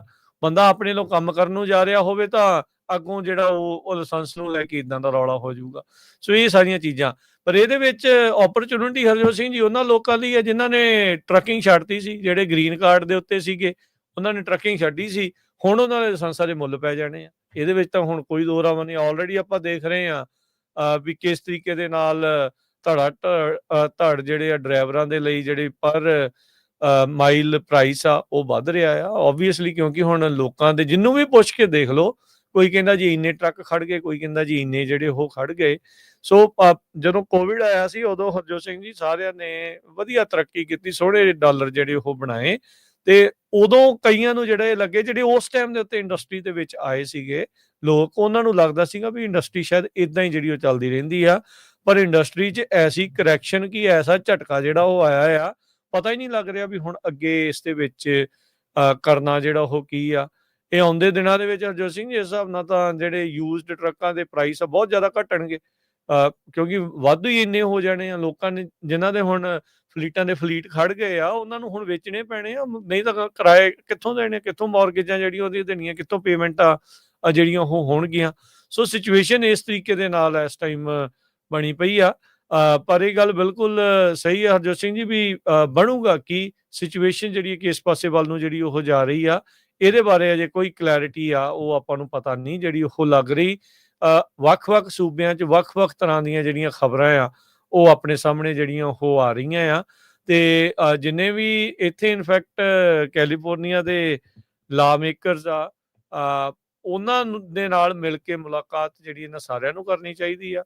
ਆਪਣੇ ਜਿਹੜੇ ਸੁਪਰਵਾਈਜ਼ਰ ਨੇ, ਮੇਅਰ ਨੇ, ਵਾਈਸ ਮੇਅਰ ਨੇ, ਵੱਖ-ਵੱਖ ਸ਼ਹਿਰਾਂ ਦੇ ਵਿੱਚ ਨੇ, ਚਾਹੇ ਅਸੈਂਬਲੀ ਮੈਂਬਰ ਨੇ, ਸੈਨੇਟਰ ਨੇ, ਕਾਂਗਰਸ ਆ, ਆਪਣੇ ਜਿਹੜੇ ਪੰਜਾਬੀ ਮੂਲ ਦੇ ਉਹਨਾਂ ਨੂੰ ਵੀ, ਤੇ ਜਿਹੜੇ ਦੂਜੇ ਉਹਨਾਂ ਦੇ ਨਾਲ ਵੀ ਮੁਲਾਕਾਤ ਕਰਕੇ ਕਲੈਰਿਟੀ ਜਿਹੜੀ ਇਸ ਦੇ ਉੱਤੇ ਲਿਆਂਦੀ ਜਿਹੜੀ ਉਹ ਜਾਵੇ, ਵੀ ਐਟਲੀਸਟ DMV ਵਾਲੇ ਕਲੀਅਰ ਕਰਨ ਵੀ ਭਾਈ ਸਾਡੇ ਲਾਇਸੈਂਸ ਹੁਣ ਵੈਲਿਡ ਆ ਨਹੀਂ ਵੈਲਿਡ ਆ, ਇੱਦਾਂ ਦੀ ਕਿ ਨਵੇਂ ਸਿਰ ਤੋਂ ਤੁਸੀਂ ਛਾਪਣੇ ਆ ਜਾਂ ਕੀ ਕਰਨਾ, ਕਲੈਰਿਟੀ ਜਿਹੜੀ ਉਹ ਆਉਣੀ ਚਾਹੀਦੀ ਆ। ਨਹੀਂ ਤਾਂ ਇਹ ਜਿਹੜਾ ਡਾਇਲਮਾ, ਜਿਹੜਾ ਸ਼ਸ਼ੋਪਨ ਆ, ਤੇ ਜੋ ਇਹ ਸਿਚੁਏਸ਼ਨ ਬਣੀ ਪਈ ਆ, ਇਹਦਾ ਨਤਾਰਾ ਜਿਹੜਾ ਉਹ ਨਹੀਂ ਹੋਣਾ, ਤੇ ਲੋਕ ਐਵੇਂ ਵਿਚਾਰੇ ਜਿੱਦਾਂ ਮਿਸ਼ੀਗਨ ਵਾਲੇ ਦੀ ਤੁਸੀਂ ਦੱਸ ਰਹੇ ਆ ਖਬਰ, ਵੀ ਉਹ ਵਿਚਾਰੇ ਐਵੇਂ ਫਸਣਗੇ। ਸੋ ਕਲੀਅਰ ਜਿਹੜਾ ਇਹਨਾਂ ਦੇ ਲਈ ਜਿਹੜਾ ਉਹ ਹੋਣਾ ਚਾਹੀਦਾ ਵੀ ਕਲੀਅਰ ਦਾ ਏਅਰ, ਜਿਹਨੂੰ ਅਕਸਰ ਇੱਥੇ ਆਖਿਆ ਜਾਂਦਾ ਵੀ ਉਹ ਹੋਵੇ, ਤਾਂ ਜੋ ਪਤਾ ਲੱਗੇ ਵੀ ਕੀ ਸਿਚੁਏਸ਼ਨ ਆ। ਬਾਕੀ ਜਿਹੜੇ ਆ ਦੱਸ ਸਕਦੇ ਹੋ ਤੁਸੀਂ ਕਾਲ ਕਰਕੇ ਸਟੂਡੀਓ ਦੇ ਵਿੱਚ 408-272-5200 ਦੇ ਉੱਤੇ ਵੀ ਸਿਚੁਏਸ਼ਨ ਕੀ ਚੱਲ ਰਹੀ ਆ। ਮਨਪ੍ਰੀਤ ਸਿੰਘ ਦੱਸ ਰਹੇ ਆ ਸਾਨੂੰ ਸੋਸ਼ਲ ਮੀਡੀਆ ਦੇ ਜ਼ਰੀਏ ਵੀ, ਕਹਿੰਦੇ ਵੀ ਉਹਨਾਂ ਦੇ ਭਰਾ ਦਾ ਜਿਹੜਾ ਲਾਇਸੈਂਸ ਆ ਰੀਨਿਊ ਜਿਹੜਾ ਉਹਨਾਂ ਨੇ ਨਹੀਂ ਕੀਤਾ, ਕਹਿੰਦੇ ਨਹੀਂ ਦੇਣਾ ਹੁਣ ਤੁਹਾਨੂੰ CDL। ਸੋ ਮੈਨੂੰ ਲੱਗਦਾ ਵੀ ਸ਼ਾਇਦ ਉਹ ਵੀ ਮੁੰਡਾ ਮੇਬੀ ਵਰਕ ਪਰਮਿਟ ਵਾਲਾ ਹੋਊਗਾ, ਜਿਹਦੇ ਕਰਕੇ ਉਹਨੂੰ ਇਸ ਤਰੀਕੇ ਦੇ ਨਾਲ ਉਹਨਾਂ ਨੇ ਨਾ ਕੀਤੀ ਆ। ਸੋ ਬਿਲਕੁਲ ਸਰੋਤਿਓ, ਤੁਸੀਂ ਕਾਲ ਕਰ ਸਕਦੇ ਹੋ, ਦੱਸ ਦਿਓ, ਜ਼ਰੂਰੀ ਨਹੀਂ ਤੁਸੀਂ ਆਪਣਾ ਨਾਮ ਵੀ ਦੱਸਣਾ ਹੈਗਾ, ਕਈ ਵਾਰੀ ਹੁੰਦਾ ਵੀ ਚਲੋ ਮੈਂ ਆਪਣਾ ਨਾਂ ਕਾਹਤੇ ਦੱਸਾਂ। ਆਪਣਾ ਸਾਡਾ ਇਸ ਨਿਊਜ਼ ਦਾ ਜਾਂ ਇਸ ਗੱਲ ਦਾ ਮਕਸਦ ਇਹ ਹੈਗਾ ਤਾਂ ਕਿ ਕੋਈ ਆਪਣਾ ਜਿਹੜਾ ਭੈਣ ਭਰਾ ਆ ਉਹ ਗਲਤ ਕਿਤੇ ਫਸ ਨਾ ਜਾਵੇ। ਤੇ ਆਪਾਂ ਕੱਲ ਖਬਰ ਸਾਂਝੀ ਕੀਤੀ ਸੀ ਵੀ ਟੈਕਸਸ ਨੇ ਆਲਰੇਡੀ ਸ਼ੁਰੂ ਕਰ ਦਿੱਤਾ ਹੈ ਵੀ ਅਸੀਂ ਵਰਕ ਪਰਮਿਟ ਵਾਲਿਆਂ ਨੂੰ ਲਾਇਸੈਂਸ ਨਹੀਂ ਦੇਣੇ, ਗਾਹਾਂ ਨੌਨ ਰਿਨਿਊ ਕਰਨੇ ਆ। ਪਰ ਕੈਲੀਫੋਰਨੀਆ ਦੀ ਖਬਰ ਕਿਤੇ ਵੀ ਲੱਭ ਨਹੀਂ ਰਹੀ ਹੈਗੀ, ਪਰ ਕਾਲ ਸਾਨੂੰ ਬਹੁਤ ਸਾਰੀਆਂ ਆਈਆਂ ਵੀ ਸਾਡੇ ਨਾਲ ਇਸ DMV ਦੇ ਵਿੱਚ ਆ ਵਾਪਰਿਆ, ਵੀ ਮੈਂ ਉੱਥੇ ਟੈਸਟ ਦੇਣ ਗਿਆ। ਟਰੱਕਿੰਗ ਸਕੂਲ ਵਾਲਿਆਂ ਦੀਆਂ ਵੀ ਆਈਆਂ ਵੀ ਅਸੀਂ ਲੈ ਕੇ ਗਏ ਬੱਚੇ ਉੱਥੇ ਜਿਹੜੇ ਟੈਸਟ ਦੇ ਲਈ, ਤੇ ਉਹਨੇ ਕਿਹਾ ਵੀ ਨਹੀਂ ਅਸੀਂ ਟੈਸਟ ਨਹੀਂ ਲੈ ਸਕਦੇ, ਸਾਨੂੰ ਇੰਸਟਰਕਸ਼ਨਸ ਆਈਆਂ। ਪਰ ਨਿਊਜ਼ ਦੇ ਵਿੱਚ ਕਿਤੇ ਨਹੀਂ ਲੱਭ ਰਿਹਾ ਹੈਗਾ ਵੀ ਕੈਲੀਫੋਰਨੀਆ ਨੇ ਵੀ ਇਦਾਂ ਦਾ ਜਿਹੜਾ ਮਤਲਬ ਪਾਲਿਸੀ ਅੰਦਰ ਖਾਤੇ ਉਹਨਾਂ ਨੇ ਇਨਫੋਰਸ ਕਰਤੀ ਹੈ ਤੇ ਪਬਲਿਕਲੀ ਉਹ ਦੱਸ ਨਹੀਂ ਰਹੇ। That's really bad. ਇਹ ਬਹੁਤ ਮਾੜੀ ਗੱਲ ਆ। ਇਹ ਇਦਾਂ ਨਹੀਂ ਜਿਹੜਾ ਇਹਨਾਂ ਨੂੰ ਜਿਹੜਾ ਉਹ ਕਰਨਾ ਚਾਹੀਦਾ, ਇਹ ਕਲੀਅਰਲੀ ਜਿਹੜਾ ਉਹ ਦੱਸਣਾ ਚਾਹੀਦਾ ਵੀ ਭਾਈ ਹੁਣ ਇੱਥੇ ਅਕਸਰ ਕਮਾਈ ਜੇ ਇੱਥੇ ਕਰਦੀ ਹੈ ਤੇ ਟੈਕਸ ਵੀ ਇੱਥੇ ਹੀ ਪੇ ਕਰਨਾ ਹੈ ਅਗਲਿਆਂ ਨੇ। ਵੀ ਇਹ ਨਹੀਂ, ਨਾਲੇ ਚਲੋ ਜੇ ਕਰਨਾ ਤੁਸੀਂ ਦੱਸੋ ਤਾਂ ਸਹੀ ਨਾ ਵੀ ਉਹ ਵੀ ਤੁਹਾਡਾ ਅਸੀਂ ਨਹੀਂ ਨੌਨ ਰਿਨਿਊ ਕਰ ਰਹੇ ਆ, ਕੈਨਸਲ ਕਰਨ ਜਾ ਰਹੇ ਆ, ਪਰ ਇਹ ਨਾ ਹੋਵੇ ਅਗਲੇ ਇਮੀਗ੍ਰੇਸ਼ਨ ਵਾਲੇ ਚੱਕ ਕੇ ਤਾਂ ਉਹਨਾਂ ਨੂੰ ਜਿਹੜਾ ਡਿਪੋਰਟ ਕਰ ਦੇਣ। ਫਿਰ ਉਹ ਵਿਚਾਰੇ ਕਿਹਦੇ ਪੱਲੇ ਪੈਣੇ ਆ, ਕਿਹਦੇ ਸਿਰ ਜਿਹੜਾ ਉਹਦਾ ਭਾਰ ਜਿਹੜਾ ਉਹ ਜਾਊਗਾ। ਸੋ ਇਹ ਦੇਖਣ ਵਾਲੀ ਗੱਲ ਆ। ਮਨਪ੍ਰੀਤ ਆਪਣੇ ਨਾਲ ਜੁੜੇ ਹੋਏ ਆ। ਹਾਂਜੀ, ਸਤਿ ਸ਼੍ਰੀ ਅਕਾਲ ਜੀ। ਹਾਂਜੀ, ਸਤਿ ਸ਼੍ਰੀ ਅਕਾਲ ਵੀਰੇ, ਕੀ ਹਾਲ ਚਾਲ ਨੇ? ਹਾਂਜੀ, ਠੀਕ ਹੈ ਜੀ। ਜੀ ਮਨਪ੍ਰੀਤ। ਹਾਂਜੀ, ਸਤਿ ਸ਼੍ਰੀ ਅਕਾਲ ਅੰਕਲ ਜੀ। ਸਤਿ ਸ਼੍ਰੀ ਅਕਾਲ ਜੀ। ਹਾਂਜੀ, ਮੈਂ ਆਪਣਾ ਮੈਸੇਜ ਛੱਡਿਆ ਸੀ, ਮੇਰੇ ਬ੍ਰਦਰ ਨੇ ਨਾ ਆਪਣਾ DMV ਉਹਨਾਂ ਦਾ ਲਾਇਸੈਂਸ ਨਹੀਂ ਆ ਰਿਹਾ ਸੀ ਤੇ ਵਰਕ ਪਰਮਿਟ ਪਹਿਲਾਂ ਉਹਨਾਂ ਕੋਲ ਹੈ ਨਹੀਂ ਸੀ। ਅੱਛਾ, ਵਰਕ ਪਰਮਿਟ ਉਹਨਾਂ ਦਾ ਉਹ ਵੀ ਰੀਨਿਊ ਹੋਣਾ ਸੀ।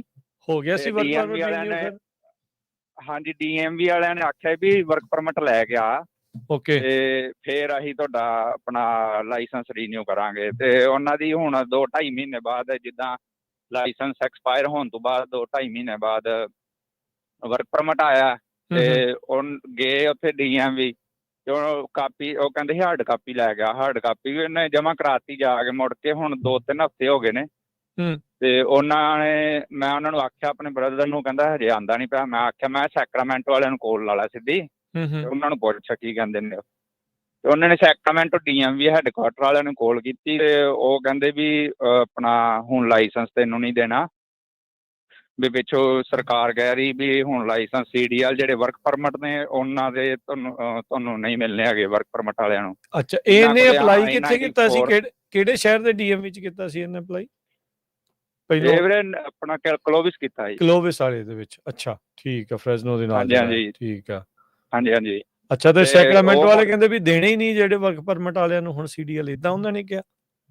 ਹਾਂਜੀ ਹਾਂਜੀ, ਉਹਨਾਂ ਨੇ ਏਦਾਂ ਆਖਿਆ ਤੇ ਨਾਲ ਆਖਿਆ ਵੀ ਜੇ ਤੁਹਾਡੇ ਕੋਲ I-94 ਹੈ ਹੂੰ, ਜਾਂ ਉਹਨਾਂ ਨੂੰ ਮਿਲਣਗੇ ਉਹ ਲਿਆਓ ਤੁਸੀਂ, ਜਿੱਦਾਂ ਕੇਸ ਪਾਸ ਹੋ ਜਾਂਦਾ ਨਾ ਅਸਾਈਲਮ ਆਪਣੀ ਹੋ ਹਾਂਜੀ ਜਾਂਦੀ ਗ੍ਰਾਂਟ, ਅੱਛਾ ਠੀਕ ਆ। ਜਾਂ ਉਹ ਲੈ ਕੇ ਆਓ ਪੇਪਰ, ਤੇ ਜਾਂ ਫਿਰ ਤੁਹਾਡੇ ਕੋਲ ਵੀਜ਼ਾ ਹੋਣਾ ਚਾਹੀਦਾ। ਹੁਣ ਪਤਾ ਨਹੀਂ ਕਿਹੜਾ ਸਰਟਨ ਟਾਈਪ ਕੋਈ ਵੀਜ਼ਾ ਹੋਵੇ ਜਿਹੜਾ ਹਨਾ ਅਜੇ ਤੱਕ ਕੋਈ ਪੱਕਾ ਦੱਸ ਨਹੀਂ ਰਹੇ ਆ। ਉਹ ਤਾਂ ਆਲਰੇਡੀ ਤੇ ਜਾਂ ਮਾਰਕੋ ਫਿਰ ਤੁਹਾਡੇ ਰੂਬੀ ਉਹਨਾਂ ਕੋਲ ਨੇ ਬੰਦ ਕਰਤੇ ਜਿਹੜੇ ਟਰੱਕਿੰਗ ਵਾਲੇ ਵੀਜ਼ੇ, ਉਹ ਕਹਿੰਦੇ ਵੀ ਉਹ ਉੱਤੇ ਅਸੀਂ ਉਹ ਵੀ ਬੰਦ ਕਰ ਰਹੇ ਹਾਂ। ਸੋ ਬੰਦੇ ਨੂੰ ਤਾਂ ਫਸਾਤਾ ਹਾਂਜੀ ਇਹਨਾਂ ਨੇ ਹਾਂਜੀ, ਪੂਰਾ ਹੀ। ਹੂੰ, ਜਾਂ ਕਹਿੰਦੇ ਪਰਮਾਨੈਂਟ ਰੈਜ਼ੀਡੈਂਟ ਕਾਰਡ ਹੋਣਾ ਚਾਹੀਦਾ ਤੇ ਜਾਂ ਫਿਰ ਸਿਟੀਜ਼ਨਸ਼ਿਪ ਹੋਣੀ ਚਾਹੀਦੀ ਵੀ ਤਾਂ ਹੀ ਮਿਲਣਾ। ਠੀਕ ਹੈ ਫਿਰ ਜੀ। ਉਹਨਾਂ ਨੇ ਆਖਿਆ ਵੀ ਮੈਂ ਹੁਣ ਗੱਡੀ ਕਿੱਦਾਂ ਚਲਾਵਾਂ, ਮੈਂ ਗੱਡੀ ਵੀ ਚਲਾਣੀ। ਉਹ ਕਹਿੰਦੇ ਤੂੰ ਜਾ ਕੇ ਦੁਬਾਰ ਤੂੰ ਆਪਣੀ ਐਪਲੀਕੇਸ਼ਨ ਭਰ ਤੇ ਆਪਣਾ ਰੈਗੂਲਰ ਲਾਇਸੈਂਸ ਸੋ ਹੁਣ ਲੈ ਕਲਾਸ ਸਕਦਾ। C ਦੇ ਲਈ ਅਪਲਾਈ ਕਰੂਗੇ ਉਹ? ਜੀ ਹਾਂ, ਕਿੱਦਾਂ ਵੀਰੇ? ਜਿਹੜਾ ਰੈਗੂਲਰ ਰੈਗੂਲਰ ਦੇ ਲਈ ਉਹਨੇ ਅਪਲਾਈ ਕਰਨਾ ਹੈ ਫਿਰ ਹੁਣ? ਠੀਕ ਆ। ਹਾਂਜੀ ਹਾਂਜੀ, ਹੁਣ ਉਹ ਕਹਿੰਦੇ ਤੁਸੀਂ ਜਾ ਕੇ DMV ਉੱਥੇ ਆਪਣੀ ਫਾਈਲ ਭਰ, ਆਪਣੀ ਐਪਲੀਕੇਸ਼ਨ ਭਰ ਕੇ ਆਪਣਾ ਰੈਗੂਲਰ ਗੱਡੀ ਵਾਸਤੇ ਤੂੰ ਲੈ ਲੈ ਲਾਇਸੈਂਸ, ਵੀ ਉਹ ਦੂਸਰਾ ਨਹੀਂ ਭੇਜਣਾ। ਜੇ ਉਹ ਲੈਣਾ ਤੇ ਜਿਹੜੇ ਆ ਤੁਹਾਨੂੰ ਰਿਕੁਆਇਰਮੈਂਟਾਂ ਦੱਸੀਆਂ ਉਹ ਰਿਕੁਆਇਰਮੈਂਟਾਂ ਪੂਰੀਆਂ ਕਰਨੀਆਂ ਪੈਣੀਆਂ, ਠੀਕ ਹੈ, ਫਿਰ ਮਿਲੇਗਾ। ਠੀਕ ਹੈ। ਚਲੋ ਥੈਂਕ ਯੂ ਵੀਰੇ, ਹਾਂਜੀ ਥੈਂਕ ਯੂ ਹਾਂਜੀ, ਦੱਸਣ ਦੇ ਲਈ, thank you. Okay, thank you ਵੀਰੇ, ਓਕੇ। ਹੁਣ ਤੁਸੀਂ ਦੇਖੋ ਵੀ ਉਹਨਾਂ ਨੇ ਕਹਿਦਾ ਵੀ ਜਾਂ ਅਸਾਈਲਮ ਗ੍ਰਾਂਟ ਹੋਇਆ ਹੋਵੇ, I-94 ਹੋਵੇ, ਗ੍ਰੀਨ ਕਾਰਡ ਹੋਵੇ ਤੇ ਜਾਂ ਸਿਟੀਜ਼ਨ ਹੋਵੇ। ਇਹ ਜਿਹੜੇ ਜਿਹਨੇ ਅਪਲਾਈ ਕੀਤਾ ਸੀ ਇੱਥੇ ਕਲੋਵਿਸ ਵਾਲੇ DMV 'ਚ, ਜਦੋਂ ਉਹਨੂੰ ਨਹੀਂ ਮਿਲਿਆ ਉਹਨੇ ਵਰਕ ਪਰਮਿਟ ਵੀ ਜਮ੍ਹਾਂ ਕਰਾਤਾ, ਸਾਰਾ ਕੁਛ ਜਿਹੜਾ ਉਹ ਕਰਤਾ। ਤੇ ਉਸ ਤੋਂ ਬਾਅਦ ਦੇ ਵਿੱਚ ਜਿਹੜੇ ਸੈਕਰਾਮੈਂਟੋ ਵਾਲੇ DMV ਵਾਲਿਆਂ ਨੇ ਫੋਨ ਦੇ ਉੱਤੇ ਇੱਦਾਂ ਜਿਹੜਾ ਉਹ ਦੱਸਿਆ। ਫੋਨ ਦੇ ਉੱਤੇ ਇਹ ਵੀ ਹੁੰਦਾ ਹਰਜੋਤ ਸਿੰਘ ਜੀ, ਬਹੁਤ ਵਾਰੀ ਇੰਪਲੋਈਜ਼ ਨੂੰ ਪਤਾ ਹੀ ਨਹੀਂ ਹੁੰਦਾ ਵੀ ਕਿੱਦਾਂ ਆ, ਕਿਵੇਂ ਆ, ਨਹੀਂ, ਕੀ ਪਰ ਜਿਹੜੇ ਹੁਣ ਲੋਕਲ ਕਈ DMV ਜਾ ਰਹੇ ਉਹ ਫੜ ਕੇ ਲਾਇਸੈਂਸ ਰੱਖ ਰਹੇ ਹੈਗੇ ਰੱਖੀ ਆ। ਰਹੇ ਆ। ਹਾਂ, ਉਹ ਹੁਣ ਹੋਰ ਵੀ ਧੱਕਾ ਆ, ਪੂਰਾ ਹੀ ਧੱਕਾ ਆ ਹਨਾ। ਵੀ ਹੁਣ ਲੋਕੀ ਅੰਦਰ ਖਾਤੇ ਕਹੀ ਜਾਂਦੇ ਯਾਰ ਜਾਓ ਹੀ ਨਾ, ਦੱਸੋ ਹੀ ਨਾ, ਵੀ ਪੁੱਛਣ ਕੀ ਕਾਤੇ ਜਾਣਾ ਆ। ਚਲੋ ਉਹਨਾਂ ਦੀ ਭਾਵਨਾ ਵੀ ਸਮਝ ਆਉਂਦੀ ਆ ਵੀ ਕਿਉਂ ਕਹਿੰਦੇ ਆ, ਪਰ ਜਿਹੜੀ ਫਿਰ ਹੁਣ ਮਿਸ਼ੀਗਨ ਵਾਲੀ ਆ, ਆਪਾਂ ਖਬਰ ਸਾਂਝੀ ਕੀਤੀ ਆ, ਫਿਰ ਇਹ ਤਾਂ ਹੈਰਾਨੀਜਨਕ ਆ। ਫਿਰ ਹੋਰ ਵੀ ਹੈਰਾਨੀਜਨਕ ਆ ਵੀ ਬਾਹਰੋਂ ਦੇਖਣ ਨੂੰ ਕਮਰਸ਼ੀਅਲ ਡਰਾਈਵਿੰਗ ਲਾਇਸੈਂਸ ਤੇ ਅੰਦਰੋਂ ਜਿਹੜਾ ਉਹ ਕਲਾਸ C ਲਾਇਸੈਂਸ ਬਣ ਗਿਆ ਵੀ ਤੁਸੀਂ ਗੱਡੀ ਹੋਈ ਇਕੱਲੀ ਜਿਹੜੀ ਉਹ ਚਲਾ ਸਕਦੇ। That's really dangerous. ਵੀ ਇਹ ਕਲੀਅਰ ਕਰਨਾ ਚਾਹੀਦਾ DMV ਨੂੰ, ਜਿਹੜਾ ਉਹ ਕਲੀਅਰ ਕਰਨਾ ਚਾਹੀਦਾ ਵੀ ਸਿਚੁਏਸ਼ਨ ਜਿਹੜੀ ਉਹ ਕੀ ਹੈਗੀ ਆ। ਚਲੋ ਜੋ ਵੀ ਆ, ਤੁਸੀਂ ਜਿੱਦਾਂ ਦੇਖੋ ਵੀ ਪਹਿਲੋਂ ਕਹਿ ਰਹੇ ਆ ਵੀ ਜੇ ਤੁਹਾਡੇ ਕੋਲ ਅਖਤਿਆਰ ਤਾਂ ਤੁਸੀਂ ਦੇਣ ਦਾ ਅਖਤਿਆਰ ਆ, ਤੁਹਾਨੂੰ ਰੱਦ ਕਰਨ ਦਾ ਵੀ ਅਖਤਿਆਰ ਆ, ਪਰ ਕਲੀਅਰ ਤਾਂ ਹੋਵੇ ਨਾ ਬੰਦੇ ਕੋਲ, ਜਿਹਦੇ ਕੋਲ ਹੈਗੇ ਆ ਵੀ ਉਹ ਹੁਣ ਵੈਲਿਡ ਰਹਿਣੇ ਆ, ਨਹੀਂ ਰਹਿਣੇ ਆ। ਵੀ ਬੰਦਾ ਐਵੇਂ ਚੱਲ ਜਾਵੇ ਤਾਂ ਫਿਰ ਬਾਅਦ ਚ ਐਵੇਂ ਕਸੂਤਾ ਜਿਹੜਾ ਕਿਸੇ ਥਾਂ ਦੇ ਉੱਤੇ ਫਸ ਜਾਂਦਾ ਆ। ਗੁਰਵਿਜੇ, ਸਤਿ ਸ਼੍ਰੀ ਅਕਾਲ ਜੀ। ਸਤਿ ਸ਼੍ਰੀ ਅਕਾਲ ਜੀ। ਜੀ ਸਤਿ ਸ਼੍ਰੀ ਅਕਾਲ ਜੀ। ਹਾਂਜੀ, ਆਪਣੇ ਤੇ ਆਪਣੇ ਜਿਹੜਾ ਮੁੰਡਾ ਸੀ ਉਹ ਲਾਈਕ DMV ਚ ਜਿਹੜਾ ਨਵੇਂ ਲਾਈਕ ਕਾਨੂੰਨ ਆਏ ਆ, ਲਾਈਕ ਰੂਲਸ ਆਏ ਆ, ਹਾਂਜੀ, ਤੇ ਉਹਨਾਂ ਦਾ ਕਿੱਦਾਂ, ਉਹਨਾਂ ਨੇ ਕਿਹਾ ਜੀ ਓਕੇ ਤੁਹਾਨੂੰ ਦੱਸਦੇ ਆ, ਆਪਣਾ ਲਾਇਸੈਂਸ ਦਿਓ। ਉਹਨਾਂ ਲਾਇਸੈਂਸ ਲੈ ਕੇ ਤੇ ਬਾਅਦ ਚ ਉਹਨਾਂ ਕਿਹਾ ਤੁਸੀਂ ਚੱਲ ਜਾਓ। ਅੱਛਾ ਜੀ। ਉਹ ਕੋਲ ਕਮਰਸ਼ੀਅਲ ਲਾਇਸੈਂਸ ਸੀਗਾ ਹਨਾ? ਹਾਂਜੀ, ਕਮਰਸ਼ੀਅਲ ਲਾਇਸੈਂਸ ਸੀ। ਤੇ ਉਹ ਏਦਾਂ ਪੁੱਛਣ ਗਿਆ ਸੀ ਵੀ ਰੂਲੇਸ਼ਨਸ ਕੀ ਨੇ ਜਿਹੜੇ ਨਵੇਂ ਆਏ ਆ। ਉਹਨਾਂ ਲਾਇਸੈਂਸ ਰੱਖ ਲਿਆ। ਇੱਕ ਏਦਾਂ ਮੁੰਡੇ ਨੇ ਮੈਡੀਕਲ ਆਪਣਾ ਅਪਡੇਟ ਕੀਤਾ ਤੇ ਘਰੋਂ ਬਹਿ ਕੇ ਵੀ ਚੱਲ ਮੈਨੂੰ ਜਾਣਾ ਨਾ ਪਏ, ਪਰ ਉਹਨੇ ਜਦੋਂ ਘਰੋਂ ਕੀਤਾ ਉਹਨਾਂ ਕੈਂਸਲ ਕਰਤਾ। ਮੈਡੀਕਲ ਐਕਸਪੈਕਟ ਨਹੀਂ ਕੀਤਾ, ਲਿਆ ਨਹੀਂ ਉਹਨਾਂ ਨੇ। ਉਹ ਵੀ ਸੇਮ ਵਰਕ ਪਰਮਿਟ ਤੇ ਗ੍ਰੀਨ ਕਾਰਡ, ਵਰਕ ਪਰਮਿਟ ਤੇ ਲਾਇਸੈਂਸ ਹੋਲਡਰ ਸੀਗਾ? ਹਾਂਜੀ, ਵਰਕ ਪਰਮਿਟ ਤੇ ਸੀ, ਮਤਲਬ ਜਿੱਦਾਂ ਲਾਇਸੈਂਸ ਦੀ ਡੇਟ ਹੈਗੀ ਸੀ। ਜਿਹੜਾ ਮੈਡੀਕਲ ਸੀ ਉਹ ਕੱਲਾ ਮੈਡੀਕਲ ਐਕਸਪਾਇਰ ਸੀ ਤੇ ਉਹਨਾਂ ਮੈਡੀਕਲ ਵੀ ਨਹੀਂ ਐਕਸਪੈਕਟ ਕੀਤਾ। ਨਹੀਂ, ਫਿਰ ਅਸੈਪਟ ਨਹੀਂ ਕੀਤਾ ਤੇ ਲਾਇਸੈਂਸ ਹੈਗਾ ਕਿ ਉਹ ਕੈਂਸਲ ਕਰਤਾ ਉਹ ਵੀ ਉਹਨਾਂ ਨੇ? ਲਾਇਸੈਂਸ ਉਹਨਾਂ ਨੇ ਲਾਈਕ ਉਹਦੇ ਕੋਲ ਆ ਉਂਝ, ਪਰ ਉਹਨਾਂ ਨੇ ਕਿਹਾ ਵੀ ਤੁਹਾਡਾ ਸਰ ਨਹੀਂ ਕੀਤਾ ਜਾਏਗਾ ਜਿਹੜਾ ਮੈਡੀਕਲ ਆ, ਤੇ ਲਾਇਸੈਂਸ ਵੀ ਕੈਂਸਲ ਕੀਤਾ ਜਾਏਗਾ। ਅੱਛਾ, ਇਦਾਂ ਉਹਨਾਂ ਨੇ ਕਹਿਤਾ। ਠੀਕ ਹੈ, ਹਾਂਜੀ। ਸੋ ਥੈਂਕ ਯੂ ਵੀਰੇ ਦੱਸਣ ਦੇ ਲਈ, ਥੈਂਕ ਯੂ। ਹੁਣ ਦੇਖ ਲਓ ਰਾਜਕੁਮਾਰ ਵੀਰ ਜੀ, ਉਹਨਾਂ ਨੇ ਜਿਹੜਾ ਟਰਾਂਸਪੋਰਟੇਸ਼ਨ ਸੈਕਟਰੀ ਆ ਸ਼ਾਨ ਡਫੀ, ਉਹਨਾਂ ਨੇ 30 ਦਿਨ ਦਾ ਸਮਾਂ ਦਿੱਤਾ ਸੀ ਸਰਕਾਰ ਨੂੰ, ਕੈਲੀਫੋਰਨੀਆ ਨੂੰ, ਵੀ ਫਿਕਸ ਕਰੋ। ਹਜੇ 25-24 ਦਿਨ ਹੋਏ ਆ ਤੇ ਹੁਣ ਇਹਨੇ ਪਹਿਲਾਂ ਹੀ ਉਹਨਾਂ ਦਿਨਾਂ 'ਚ ਹੀ ਕਰ ਦਿੱਤੇ ਆ ਹਨਾ। 30 ਦਿਨਾਂ 'ਚ ਅਗਲਿਆਂ ਨੇ 160 ਮਿਲੀਅਨ ਦੀ ਫੰਡਿੰਗ ਜੋ ਬਚਾਉਣੀ ਆ ਹਰਜੋਤ ਸਿੰਘ ਜੀ। ਮੁੱਖ ਦੀ ਗੱਲ ਤਾਂ ਇਹ ਆ ਨਾ ਵੀ ਉਹਨਾਂ ਨੇ ਇਸ ਤਰੀਕੇ ਦੇ ਨਾਲ ਕਰਨੀ ਹੈ। ਕੁਝ ਹੋਰ ਕਾਲਰ ਵੀ ਜੁੜੇ, ਆਪਾਂ ਉਹਨਾਂ ਨਾਲ ਵੀ ਗੱਲ ਕਰਦੇ ਹਾਂ। ਨਿਰਮਲ ਜੀ, ਸਤਿ ਸ਼੍ਰੀ ਅਕਾਲ। ਸਤਿ ਸ਼੍ਰੀ ਅਕਾਲ ਦੋਨਾਂ ਭਰਾਵਾਂ ਨੂੰ ਜੀ। ਤੁਸੀਂ ਭਾਜੀ ਮੈਂਸ਼ਨ ਕੀਤਾ ਕਿ ਸਾਡੇ ਪ੍ਰੈਜ਼ੀਡੈਂਟ ਟਰੰਪ ਸਾਹਿਬ ਤੀਜੀ ਵਾਰੀ ਅੱਖ ਰੱਖ ਰਹੇ, ਤੀਜੀ ਵਾਰੀ ਪ੍ਰੈਜ਼ੀਡੈਂਟ ਲਈ ਉਹ ਰਨ ਕਰਨ ਦੀ ਕੋਸ਼ਿਸ਼ ਕਰ ਰਹੇ ਆ, ਤੇ ਕੌਨਸਟੀਟਿਊਸ਼ਨ ਦੇ ਹਿਸਾਬ ਦੇ ਨਾਲ ਉਹ ਤੀਜੀ ਵਾਰੀ ਰਨ ਨਹੀਂ ਕਰ ਸਕਦੇ। ਓਨਲੀ 2 ਟਰਮ ਹੀ ਕਨਸਟੀਟਿਊਸ਼ਨ ਅਲਾਉ ਕਰਦਾ। ਹਾਂਜੀ ਨਹੀਂ ਉਹ ਕਰ ਸਕਦੇ ਆ। ਤਾਂ ਹੀ ਤਾਂ ਖਬਰ ਆ ਨਾ ਵੀ ਉਹਨਾਂ ਨੇ ਜਦੋਂ ਟੋਪੀ Yeah. ਮੋਰੇ ਲਿਆ ਕੇ ਉਹਨਾਂ ਦੇ ਮੋਰੇ ਜਿਹੜੀ ਉਹ ਰੱਖਤੀ ਵੀ 2028 ਵਾਲੀ। ਸੋ ਕਨਸਟੀਟਿਊਸ਼ਨ ਤਾਂ ਕਈ ਵਾਰੀ ਟੁੱਟ ਰਿਹਾ, ਉਹ ਤਾਂ ਕਨਸਟੀਟਿਊਸ਼ਨ ਦੇ ਹਿਸਾਬ ਨਾਲ ਤਾਂ ਜੀ। ਜਨਰਲ 800 ਨੂੰ ਸੱਦ ਕੇ ਕਿਹਾ ਗਿਆ ਵੀ ਜਿਹੜੀ ਤੁਹਾਡੀ ਡਿਊਟੀ ਆ ਵੀ ਵਿਦਿਨ ਜਿਹੜਾ ਅਮਰੀਕਾ ਦੇ ਵਿੱਚ ਸਾਨੂੰ ਥ੍ਰੈਟ ਹੈਗੀ ਆ, ਜਦ ਕਿ ਜਦੋਂ ਉਹ ਸਹੁੰ ਚੱਕਦੇ ਆ ਉਹਨਾਂ ਨੂੰ ਉਹਦਾ ਮਤਲਬ ਇਹ ਨਹੀਂ ਹੈ, ਉਹਦਾ ਮਤਲਬ ਇਹ ਆ ਵੀ ਬਾਹਰੋਂ ਜਿਹੜੀ ਥ੍ਰੈਟ ਹੋ ਰਹੀ ਹੈਗੀ। ਮੈਂ ਤੁਹਾਨੂੰ ਫੋਨ ਕੀਤਾ ਕਿ ਤੁਹਾਡੇ ਕੋਲ ਮੋਸਟ ਅਪਡੇਟ ਇਨਫੋਰਮੇਸ਼ਨ ਹੁੰਦੀ ਹੈ, ਹੋ ਸਕਦਾ ਇਹ ਕਨਸਟੀਟਿਊਸ਼ਨ ਵੀ ਇਹ ਨਹੀਂ ਚੇਂਜ ਕਰ ਦਿੱਤਾ ਹੋਵੇ। ਨਹੀਂ ਇਦਾਂ ਨਹੀਂ ਨਹੀਂ ਚੇਂਜ ਨਹੀਂ ਹੁੰਦਾ, ਉਹ ਸਦਨ ਚ ਹੀ ਚੇਂਜ ਹੋਣਾ, ਇਦਾਂ ਨਹੀਂ ਹੋਣਾ। ਇੰਨੀ ਸ਼ਾਰਪੀ ਚ ਪਾਵਰ ਨਹੀਂ ਅਜੇ, ਸੋ ਆਪਾਂ ਚਾਹੁੰਦੇ ਵੀ ਨਹੀਂ ਆ ਵੀ ਇਦਾਂ ਦੀ ਕੋਈ ਪਾਵਰ ਆਵੇ ਵੀ ਐਗਜ਼ੈਕਟਿਵ ਦੇ ਨਾਲ ਇਦਾਂ ਜਿਹੜਾ ਉਹ ਹੋ ਜਾਵੇ, ਫਿਰ ਤਾਂ ਧੱਕਾ ਚੱਲੀ ਜਾਊਗਾ ਤੇ ਉਹ ਧੱਕਾ ਨਹੀਂ ਚਾਹੀਦਾ। ਧੰਨਵਾਦ ਜੀ। ਜੀ ਧੰਨਵਾਦ। ਹਰਜੀਤ ਜੀ ਸਤਿ ਸ਼੍ਰੀ ਅਕਾਲ। ਹਾਂਜੀ ਸਤਿ ਸ਼੍ਰੀ ਅਕਾਲ ਜੀ ਦੋਨੇ ਵੀਰਾਂ ਨੂੰ। ਸਤਿ ਸ਼੍ਰੀ ਅਕਾਲ। ਸਤਿ ਸ਼੍ਰੀ ਅਕਾਲ। ਹਾਂਜੀ ਮੈਂ ਵੀ ਤੁਹਾਨੂੰ ਦੱਸਣਾ ਸੀ, ਜਿੱਦਾਂ ਮੇਰੀ ਨਾ ਨਨਾਣ ਦਾ ਮੁੰਡਾ ਮੈਡੀਕਲ ਕਰਾਉਣ ਗਿਆ ਸੀ ਆਪਣਾ ਡਰਗ ਟੈਸਟ ਕਹਿ ਦਿੰਦੇ ਆ। ਜੀ ਜੀ ਹਾਂਜੀ ਉਹ ਗਿਆ ਸੀ, ਉਹਦਾ ਪਹਿਲਾਂ ਡਰਗ ਟੈਸਟ ਨਹੀਂ ਕੀਤਾ। ਕਹਿੰਦਾ ਤੁਸੀਂ ਵੀ ਕਿੱਦਾਂ ਲੀਗਲ ਆਏ ਹੋ ਜਾਂ ਵਰਕ ਪਰਮਿਟ ਤੇ ਕਿੱਦਾਂ? ਉਹ ਕਹਿੰਦੇ ਵੀ ਮੈਂ ਤਾਂ ਫੈਮਿਲੀ ਕੇਸ ਤੇ ਲੀਗਲ ਆਇਆ ਹੋਇਆਗਾ। ਫਿਰ ਉਹਦਾ ਸਿਟੀਜ਼ਨ ਸਰਟੀਫਿਕੇਟ ਦੇਖਿਆ ਉਹਨਾਂ ਨੇ, ਕਹਿੰਦੇ ਪਹਿਲਾਂ ਆਪਣਾ ਸਰਟੀਫਿਕੇਟ ਦਿਖਾ। ਫਿਰ ਉਹਨੇ ਸਿਟੀਜ਼ਨ ਸਰਟੀਫਿਕੇਟ ਦਿੱਤਾ, ਫਿਰ ਉਹਦਾ ਮੈਡੀਕਲ ਪਾਸ ਕੀਤਾ। ਉਹ ਤੁਹਾਡਾ ਪਾਸਪੋਰਟ, ਸਿਟੀਜ਼ਨ ਸਰਟੀਫਿਕੇਟ ਜੋ ਵੀ ਤੁਹਾਡੇ ਕੋਲ ਡਾਕੂਮੈਂਟ ਨੇ ਪਹਿਲਾਂ ਚੈੱਕ ਕਰਦੇ ਆ, ਤੁਹਾਡਾ ਡਰਗ ਟੈਸਟ ਪਾਸ ਕਰਦੇ ਆ। ਇੱਥੇ ਰੱਖ ਜਦੋਂ ਹੋਰ ਵੀ ਦੱਸਦੀ ਸੀ ਮੈਨੂੰ ਕੱਲ, ਕਹਿੰਦੀ ਮੇਰਾ ਮੁੰਡਾ ਕਹਿੰਦੀ ਗਿਆ ਸੀ ਡਰਗ ਟੈਸਟ ਕਰਾਉਣ, ਉਹਨਾਂ ਨੇ ਕਹਿੰਦੀ ਪਹਿਲਾਂ ਕੀਤਾ ਨਹੀਂ, ਵੀ ਪੁੱਛਿਆ ਵੀ ਤੁਸੀਂ ਲੀਗਲ ਹੋ ਜਾਂ ਵਰਕ ਪਰਮਿਟ ਤੇ ਜਾਂ ਫੈਮਿਲੀ ਕੇਸ ਕਿੱਦਾਂ ਵੀ ਤੁਹਾਡਾ ਹੈਗਾ, ਕਿੱਦਾਂ ਆਏ ਹੋ? ਉਹ ਕਹਿੰਦਾ ਵੀ ਮੇਰਾ ਤਾਂ ਹਾਂਜੀ ਵੀ ਏਦਾਂ ਫੈਮਿਲੀ ਕੇਸ ਸੀਗਾ, ਵੀ ਮੇਰੀ ਮਤਲਬ ਕਿ ਨਾਨੀ ਨੇ ਸੱਦਿਆ ਸੀ। ਕਹਿੰਦੇ ਫਿਰ ਆਪਣੇ ਪੇਪਰ ਦਿਖਾ। ਫਿਰ ਉਹਦਾ ਸਰਟੀਫਿਕੇਟ ਮੰਗਿਆ ਉਹਨਾਂ ਨੇ, ਸਾਰੇ ਪਾਸਪੋਰਟ ਸਰਟੀਫਿਕੇਟ ਸਿਟੀਜ਼ਨ ਦਾ ਦੇਖ ਕੇ ਫਿਰ ਉਹਦਾ ਮੈਡੀਕਲ ਪਾਸ ਕੀਤਾ ਸੀਗਾ। ਠੀਕ ਆ ਠੀਕ। ਇਹ ਕਿਹੜੇ ਸ਼ਹਿਰ ਦੇ ਵਿੱਚ ਸੀ ਭੈਣ ਜੀ? ਫ੍ਰਿਜ਼ਨੋ। ਠੀਕ, ਥੈਂਕ ਯੂ ਜੀ। ਫ੍ਰਿਜ਼ਨੋ ਤੋਂ, ਹਾਂਜੀ ਫ੍ਰਿਜ਼ਨੋ ਤੋਂ। ਤੇ ਉਹ ਸਰਟੀਫਿਕੇਟ ਦੇਖ ਕੇ ਉਹਨਾਂ ਨੇ ਫੇਰ ਡਰਗ ਟੈਸਟ ਪਾਸ ਕੀਤਾਗਾ, ਕਿਉਂਕਿ ਜਿਹੜੇ ਵਰਕ ਪਰਮਿਟ ਵਗੈਰਾ ਨੇ ਉਹਨਾਂ ਦੇ ਪੇਪਰ ਦੇਖਦੇ ਆ, ਉਹ ਡਰਗ ਟੈਸਟ ਹੀ ਨਹੀਂ ਹੁਣ ਕਲੀਅਰ ਕਰਦੇ, ਤੁਹਾਡੇ ਪਾਸ ਹੀ ਨਹੀਂ ਕਰਦੇ ਮੈਡੀਕਲ ਹੁਣ ਉਹ। ਅੱਛਾ ਜੀ, ਹਾਂਜੀ ਠੀਕ ਹੈ ਜੀ। ਹਾਂਜੀ ਹਾਂਜੀ ਹਾਂਜੀ ਬਸ ਇੰਨਾ ਹੀ ਕਹਿਣਾ ਸੀ। ਥੈਂਕ ਯੂ ਭਾਜੀ। Thank you. ਉਹਨੇ ਦੇਖ ਲਓ ਵੀ ਕਿੱਦਾਂ ਚੇਂਜ ਹੁੰਦਾ ਰਾਜਕਰਮਵੀਰ ਸਿੰਘ ਜੀ। ਕਈ ਵਾਰੀ ਕੀ ਇਲੀਗਲ ਬੰਦਿਆਂ ਨੂੰ ਲਾਇਸੈਂਸ ਕੈਲੀਫੋਰਨੀਆ 'ਚ ਦਿੰਦੇ ਸੀ, AB60 ਦੇ ਜਿਹੜਾ ਰੈਗੂਲਰ ਲਾਇਸੈਂਸ ਦੀ ਮੈਂ ਗੱਲ ਕਰਦਾ, ਕਾਰਾਂ ਦੀ ਲਾਇਸੈਂਸ ਦਾ। ਤੇ ਹੁਣ ਦੇਖ ਲਓ ਵੀ ਜਿਨ੍ਹਾਂ ਦੇ ਕੋਲ ਵਰਕ ਪਰਮਿਟ ਵੀ ਆ ਉਹਨਾਂ ਨੂੰ ਕੀ ਕਰ ਰਹੇ ਆ। ਜੀ ਜੀ ਬਿਲਕੁਲ ਜੀ ਬਿਲਕੁਲ। ਇਹ ਸਾਰੀਆਂ ਸਿਚੁਏਸ਼ਨਸ ਜਿਹੜੀਆਂ ਇਸ ਟਾਈਮ ਆਪਣੇ ਮੋਰੇ ਜਿਹੜੀਆਂ ਉਹ ਚੱਲ ਰਹੀਆਂ ਹੈਗੀਆਂ। ਅਗਲੇ ਕਾਲਰ ਨੇ ਓਂਕਾਰ ਜੀ। ਹਾਂਜੀ ਸਤਿ ਸ਼੍ਰੀ ਅਕਾਲ ਜੀ।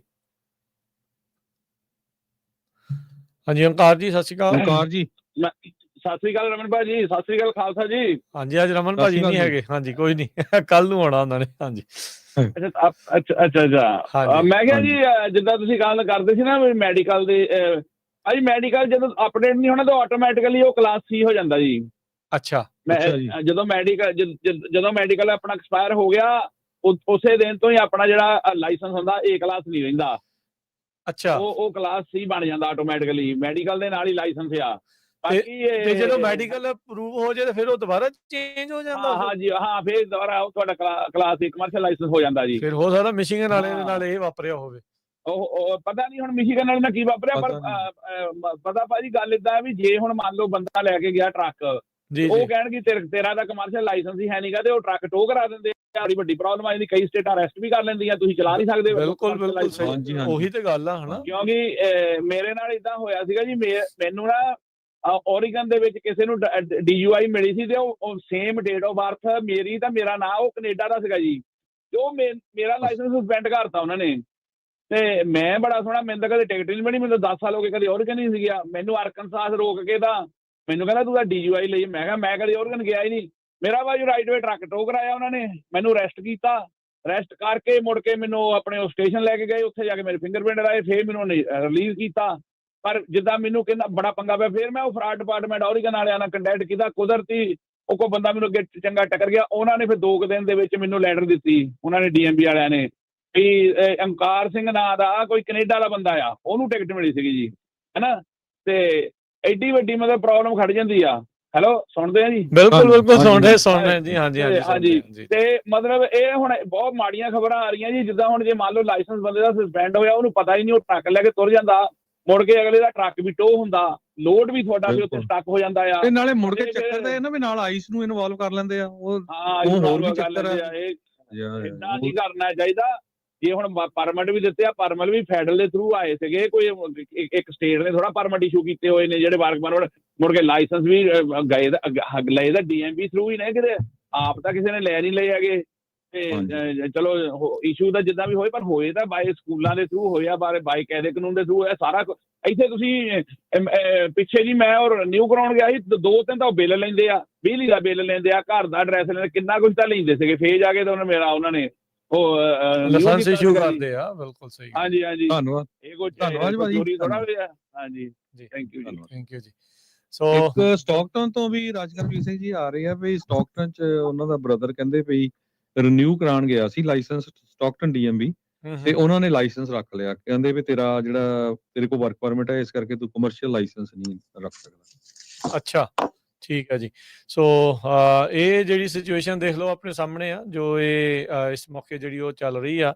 ਤੇ ਆਪਣੇ ਨਾਲ ਕਾਲਰ ਵੀ ਜਿਹੜੇ ਜੁੜੇ ਨੇ, ਤੇ ਉਹਨਾਂ ਦੀ ਵੀ ਆਪਾਂ ਗੱਲ ਲੈਂਦੇ ਹਾਂ। ਤੇ ਆਪਣੇ ਨਾਲ ਨਿਰਮਲ ਮਾਨ ਜੀ ਵੀ ਜੁੜ ਚੁੱਕੇ ਆ, ਉਹਨਾਂ ਨਾਲ ਵੀ ਆਪਾਂ ਗੱਲਬਾਤ ਜਿਹੜੀ ਉਹ ਕਰਾਂਗੇ, ਕਿਉਂਕਿ ਇਹ ਸਿਚੁਏਸ਼ਨ ਜਿਸ ਪਾਸੇ ਵੱਲ ਨੂੰ ਵੱਧ ਰਹੀ ਆ, ਇਹ ਵੀ ਦੇਖਣਾ ਪੈਣਾ ਵੀ ਹੋਰ ਅੱਗੇ ਜਿਹੜਾ ਉਹ ਕੀ ਕੀਤਾ ਜਿਹੜਾ ਉਹ ਜਾ ਸਕਦਾ ਹੈਗਾ ਆ। ਪ੍ਰੀਤਿੰਦਰ ਜੀ, ਹਾਂਜੀ ਸਤਿ ਸ਼੍ਰੀ ਅਕਾਲ ਜੀ। ਹਾਂਜੀ ਸਤਿ ਸ਼੍ਰੀ ਅਕਾਲ ਭਾਜੀ। ਮੈਂ ਇੱਕ ਇਨਫੋਰਮੇਸ਼ਨ ਦੇਣੀ ਚਾਹੁੰਦਾ, ਜਿੱਦਾਂ ਕਹਿੰਦੇ ਨਾ ਵੀ ਮੈਡੀਕਲ ਜਿਹੜਾ ਆ ਵੀ ਐਕਸਪਾਇਰ ਹੋ ਜਾਏ ਤਾਂ ਲਾਇਸੈਂਸ ਕੈਂਸਲ ਹੋ ਜਾਂਦਾ। ਉਹ ਲਾਇਸੈਂਸ ਕੈਂਸਲ ਨਹੀਂ ਹੁੰਦਾ, ਪਰ ਬੰਦਾ ਟਰੱਕ ਡਰਾਈਵ ਨਹੀਂ ਕਰ ਸਕਦਾ। ਉਨੀ ਦੇਰ ਉਹਨੂੰ ਵੇਟ ਕਰਨੀ ਪੈਂਦੀ ਹੈ ਜਿੰਨਾ ਦੇਰ ਮੈਡੀਕਲ ਉਹਦਾ ਉਹ ਅਪਰੂਵ ਨਹੀਂ ਕਰਦੇ। ਅੱਛਾ ਜੀ। ਜੇ ਉਹਦੇ ਜੇ ਕੈਂਸਲ ਹੋਇਆ, ਮਤਲਬ ਉਹ ਮੈਡੀਕਲ ਡਿਊ ਆ, ਤਾਂ ਉਨੀ ਦੇਰ ਉਹ ਟਰੱਕ ਨਹੀਂ ਚਲਾ ਸਕਦਾ। ਚਾਹੇ ਮਹੀਨਾ ਹੋਰ ਹੋ ਜਾਏ ਉਹਦੇ ਅਪਡੇਟ ਕਰਨ ਨੂੰ, ਚਾਹੇ 2 ਮਹੀਨੇ ਹੋ ਜਾਣ, ਪਰ ਟਰੱਕ ਨਹੀਂ, ਕਮਰਸ਼ੀਅਲ ਨਹੀਂ ਚਲਾ ਸਕਦਾ, ਕਾਰ ਚਲਾ ਸਕਦਾ। ਹਾਂਜੀ, ਉਹ ਜਿੱਦਾਂ ਦੱਸਦੇ ਸੀ ਵੀ ਕਮਰਸ਼ੀਅਲ ਦੀ ਥਾਂ ਤੇ ਫਿਰ ਰੈਗੂਲਰ ਲਾਇਸੈਂਸ ਬਣ ਜਾਂਦਾ ਹੈ ਉਹ। ਹਾਂਜੀ, ਬਟ ਉਹ ਕੈਂਸਲ ਨਹੀਂ ਹੁੰਦਾ ਤੁਹਾਡਾ, ਉਹ ਠੀਕ ਰਹਿੰਦਾ ਜਿੰਨੀ ਦੇਰ ਮੈਡੀਕਲ ਨਹੀਂ ਰਿਸੀਵ ਕਰਦੇ। ਠੀਕ ਹੈ ਜੀ, ਠੀਕ ਹੈ, ਚਲੋ ਧੰਨਵਾਦ। ਥੈਂਕ ਯੂ ਭਾਜੀ, thank you Khalsa Bhai, thank you ਜੀ, ਮਿਹਰਬਾਨੀ, ਧੰਨਵਾਦ, ਬਾਏ ਸ਼ੁਕਰੀਆ। ਸਤਨਾਮ ਜੀ, ਸਤਿ ਸ਼੍ਰੀ ਅਕਾਲ। ਹਾਂਜੀ ਸਤਿ ਸ਼੍ਰੀ ਅਕਾਲ ਜੀ। ਵਾਹਿਗੁਰੂ ਜੀ ਕਾ ਖਾਲਸਾ, ਵਾਹਿਗੁਰੂ ਜੀ ਕੀ ਫਤਿਹ।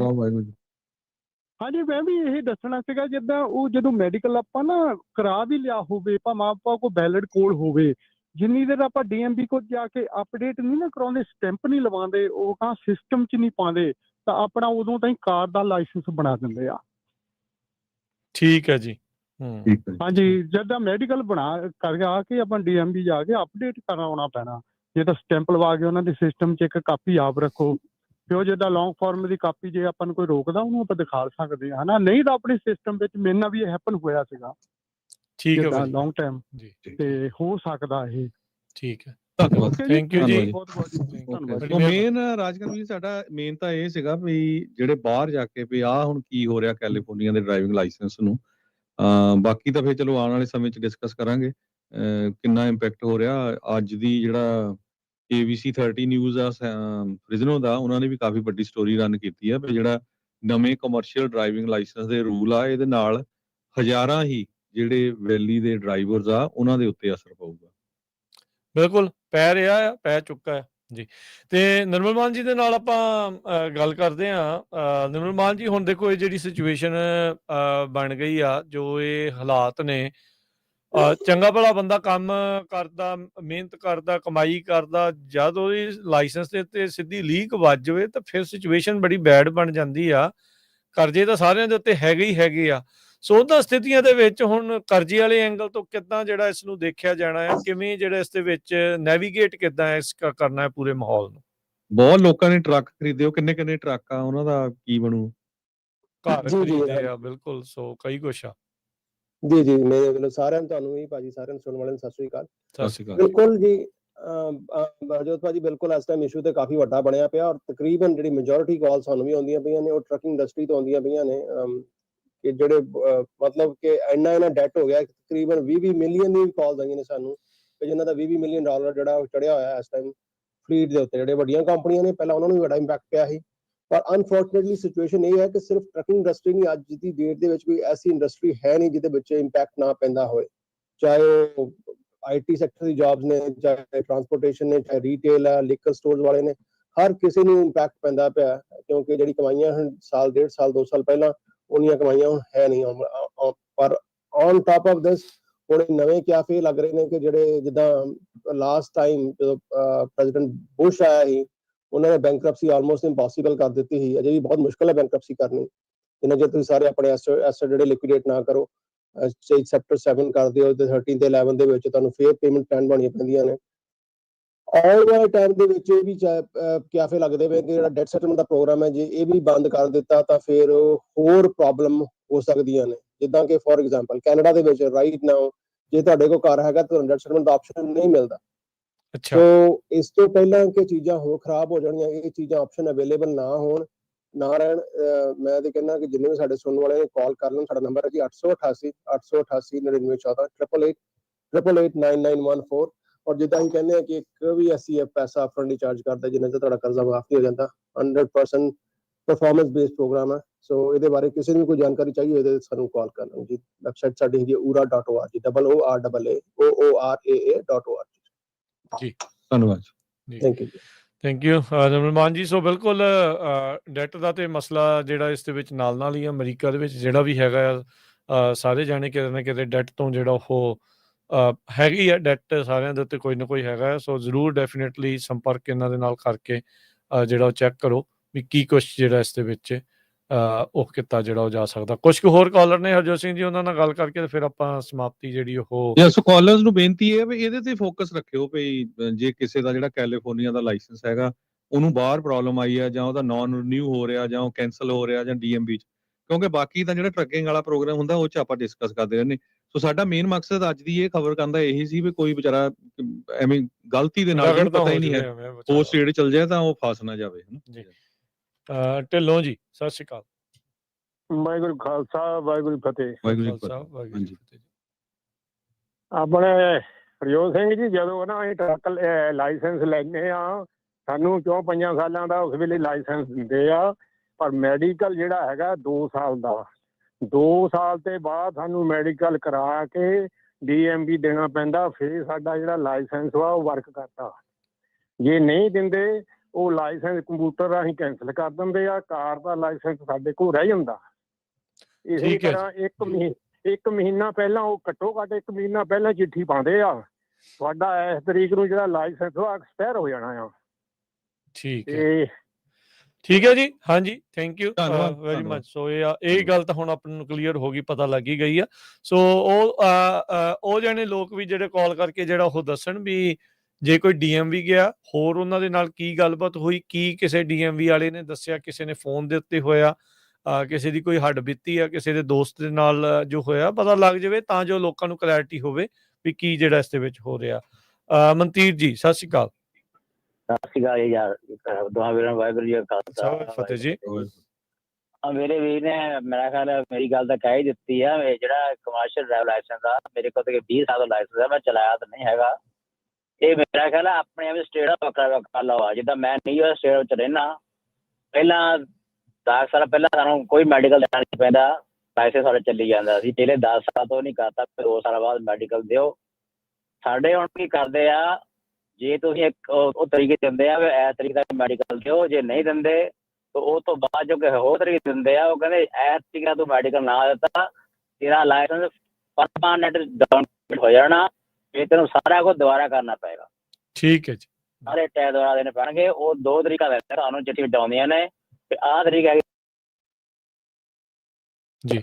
ਧੰਨਵਾਦ ਜੀ। ਥੈਂਕ ਯੂ ਮਨਤੀਰ ਜੀ। ਵਾਹਿਗੁਰੂ ਜੀ ਕਾ ਖਾਲਸਾ। ਰਾਜਕਰਮੀਤ ਸਿੰਘ ਜੀ ਕਹਿੰਦੇ ਨਾ ਜਿਹੜੀ ਨੈਸ਼ਨਲ ਸਟੱਡੀਜ਼ ਆ ਉਹਦੇ ਮੁਤਾਬਕ 1,90,000 ਟਰੱਕਰਸ ਇਸ ਵੇਲੇ ਜਿਹੜੇ ਅਮਰੀਕਾ ਦੀਆਂ ਰੋਡਸ ਤੇ ਕਹਿੰਦੇ ਜਿਹੜੇ ਇਲੀਗਲ ਇਮੀਗ੍ਰੈਂਟਸ ਆ। ਹੁਣ ਇਹ ਨਹੀਂ ਪਤਾ ਵੀ ਇਲੀਗਲ ਇਮੀਗ੍ਰੈਂਟਸ ਉਹ ਵਰਕ ਪਰਮਿਟ ਵਾਲਿਆਂ ਨੂੰ ਵੀ ਕਾਊਂਟ ਕਰ ਰਹੇ ਆ ਜਾਂ ਹਰਜੋਤ ਸਿੰਘ ਜੀ ਜਿਹੜਾ ਬਾਰਡਰ ਟੱਪ ਕੇ ਆਇਆ, ਟਰੰਪ ਪ੍ਰਸ਼ਾਸਨ ਹੋਣਾ ਦੀ ਕਿਤਾਬ ਦੇ ਵਿੱਚ ਜਿਹੜਾ ਬੰਦਾ ਬਾਰਡਰ ਟੱਪ ਕੇ ਆਇਆ ਉਸ ਨੂੰ ਇਲੀਗਲ ਇਮੀਗ੍ਰੈਂਟ ਕਹਿੰਦੇ ਆ। ਚਾਹੇ ਉਹਦਾ ਅਸਾਈਲਮ ਦਾ ਕੇਸ ਲੱਗਾ, ਚਾਹੇ ਸੈਂਟਰ ਦੀ ਸਰਕਾਰ ਨੇ ਉਹਨਾਂ ਨੂੰ ਖੁਦ ਵਰਕ ਪਰਮਿਟ ਦਿੱਤਾ, ਉਹ ਸਾਰਿਆਂ ਨੂੰ ਹੁਣ ਇੱਕੋ ਹੀ ਐਨਕ ਦੇ ਨਾਲ ਜਿਹੜਾ ਉਹ ਦੇਖ ਰਿਹਾ। ਇੱਕ ਇਹ ਵੀ ਐਂਗਲ ਜਿਹੜਾ ਨਾਲ ਦੇ ਨਾਲ ਸੋਚਣਾ ਪੈਣਾ, ਦੇਖਣਾ ਪੈਣਾ। ਇੱਕ ਤਾਂ ਸਪਲਾਈ ਚੇਨ ਦੀ ਜਿਹੜੀ ਪ੍ਰੋਬਲਮ ਆਊ ਉਹ ਤਾਂ ਹੈ ਹੀ ਆ।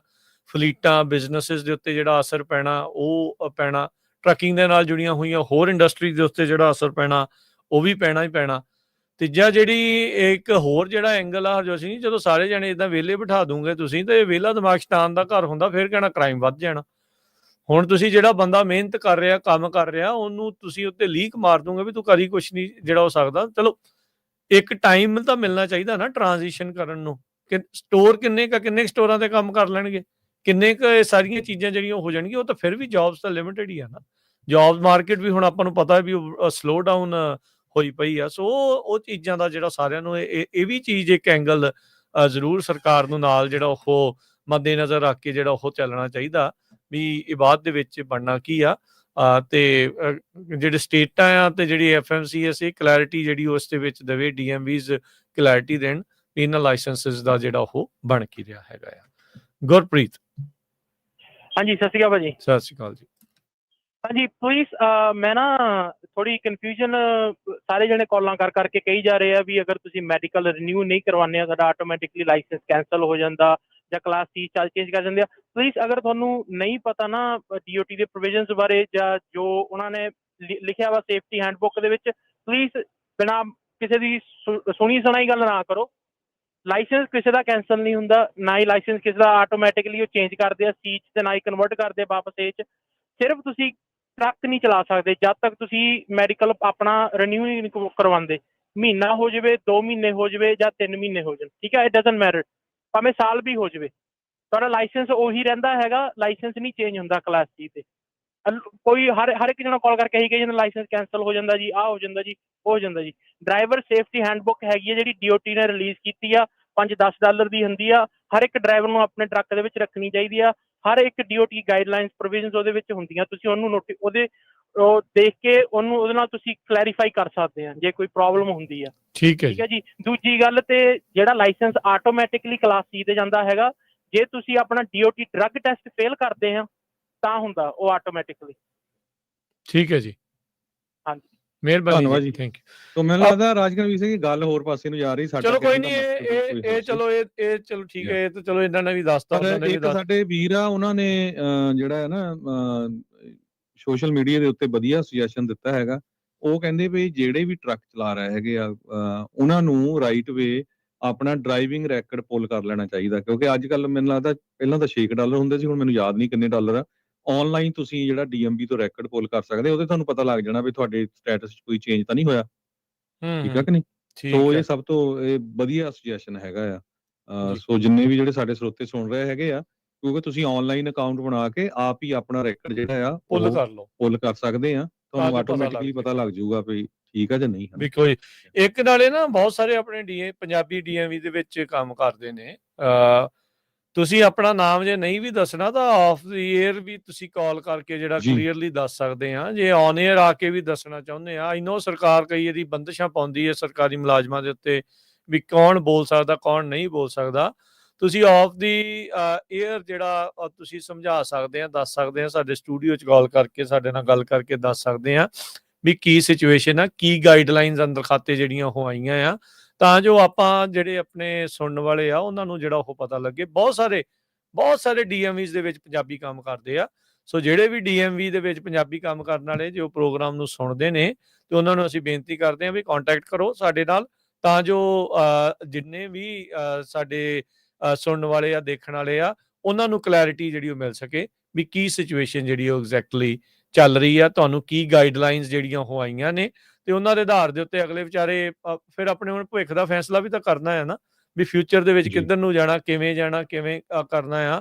ਘਰ-ਬਾਰ ਨੇ, ਬੱਚੇ ਨੇ, ਪਰਿਵਾਰ ਨੇ, ਕਈ ਕੁਛ ਜਿਹੜਾ ਸਾਰਿਆਂ ਨੇ ਜਿਹੜਾ ਉਹ ਦੇਖਣਾ ਉਹਦੇ ਸੰਬੰਧ ਦੇ ਵਿੱਚ। ਸੋ ਇਹ ਚੀਜ਼ ਜਿਹੜੀ ਉਹ ਜ਼ਰੂਰ ਅਸੀਂ ਬੇਨਤੀ ਕਰਦੇ ਹਾਂ DMV ਦੇ ਉਹਨਾਂ EMPLOYEES ਨੂੰ। ਪ੍ਰੋਬਲਮ ਰਾਜਗੁਰਵੀਰ ਸਿੰਘ ਜੀ ਇਹ ਆ ਵੀ ਚਲੋ ਕੋਈ ਨਹੀਂ, ਜੇ ਤੁਸੀਂ ਰੂਲ ਜਿਹੜਾ ਫੈਡਰਲ ਦਾ ਫੋਲੋ ਕਰਨਾ, ਲਾਇਸੈਂਸ ਨਾਨ ਰਿਨਿਊ ਕਰਨਾ, ਉਹ ਓਕੇ। ਪਰ ਜਦੋਂ ਹੁਣ ਬਾਹਰਲੀਆਂ ਸਟੇਟਾਂ ਰਾਈਟ ਵੇ ਆਈਸ ਵਾਲਿਆਂ ਨਾਲ ਰਲ ਕੇ ਕੰਮ ਕਰਦੀਆਂ, ਉਹ ਆਈਸ ਵਾਲੇ ਚੱਕ ਕੇ ਲੈ ਜਾਂਦੇ ਆ। ਉਹਦਾ ਬੰਦਾ ਇੱਥੋਂ ਹੀ ਗਿਆ ਵਿਚਾਰਾ, ਉਹ ਤਾਂ ਬਹੁਤ ਵੱਡੀ ਪ੍ਰੋਬਲਮ ਪੈਂਦੀ ਹੈਗੀ ਆ। ਸੋ ਉਹਦੇ ਕਰਕੇ ਮੈਂ ਤਾਂ ਇਹ ਵੀ ਕਹਿੰਦਾ ਵੀ ਜਿਹੜਾ ਤੁਹਾਡੇ ਲੋਕਲ ਅਸੈਂਬਲੀਮੈਨ ਆ ਜਾਂ ਸੈਨੇਟਰ ਆ, ਉਹਨਾਂ ਦੇ ਆਫਿਸ ਵੀ ਕਾਲ ਕਰੋ ਜਾਂ ਉਹਨਾਂ ਨੂੰ ਕਹੋ ਵੀ ਭਾਈ DMV ਤੋਂ ਕਲੀਅਰ ਜਿਹੜੀਆਂ ਇੰਸਟਰਕਸ਼ਨਸ ਉਹ ਲਾਓ ਵੀ ਕੀ ਹੋ ਰਿਹਾ ਹੈਗਾ ਆ, ਹਨਾ।